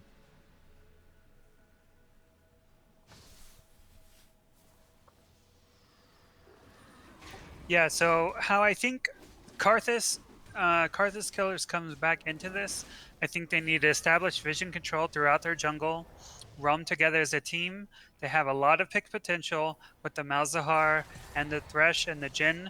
They need to find a pick, and then they need to march it down mid lane and take that exposed in. Yeah, that's a great point. You could definitely see Karthus Killers just turn this game around completely and just end the game on them if they get a pick, because they also have Mordekaiser ult, and if you ult that Anivia, I mean, she'll Zanya's, but she's not going to be doing damage in the team fight, and then if you can isolate from Misfortune, take out most of their damage, you could see that comeback happening here. And they could just march it down mid, like you said. Only an inhib there, 2 turrets, they could just end the game out of nowhere. So, yeah, Yi's mobsters has to be very careful here with that in mind. And bit of a misplay there by Misfortune getting caught by the Thresh hook. she did burn cleanse, so She does have a QSS didn't as well lose now. anything aside. She's got the double cleanse, QSS, and the summoner spell. Very, Yeah. very safe. Spread out across the map. We have Very Steven, Godly maybe- going maybe in getting hard. Caught out. Damage going down. This egg is about to be cooked as we These make are the the picks pressure you here in wanna the see. mid lane. These are the picks you want to see. If they don't recall, if Yee's mobsters don't recall, they will end the game. Karthus Killers will end the game if you do not recall. They're base racing. We have a base race here.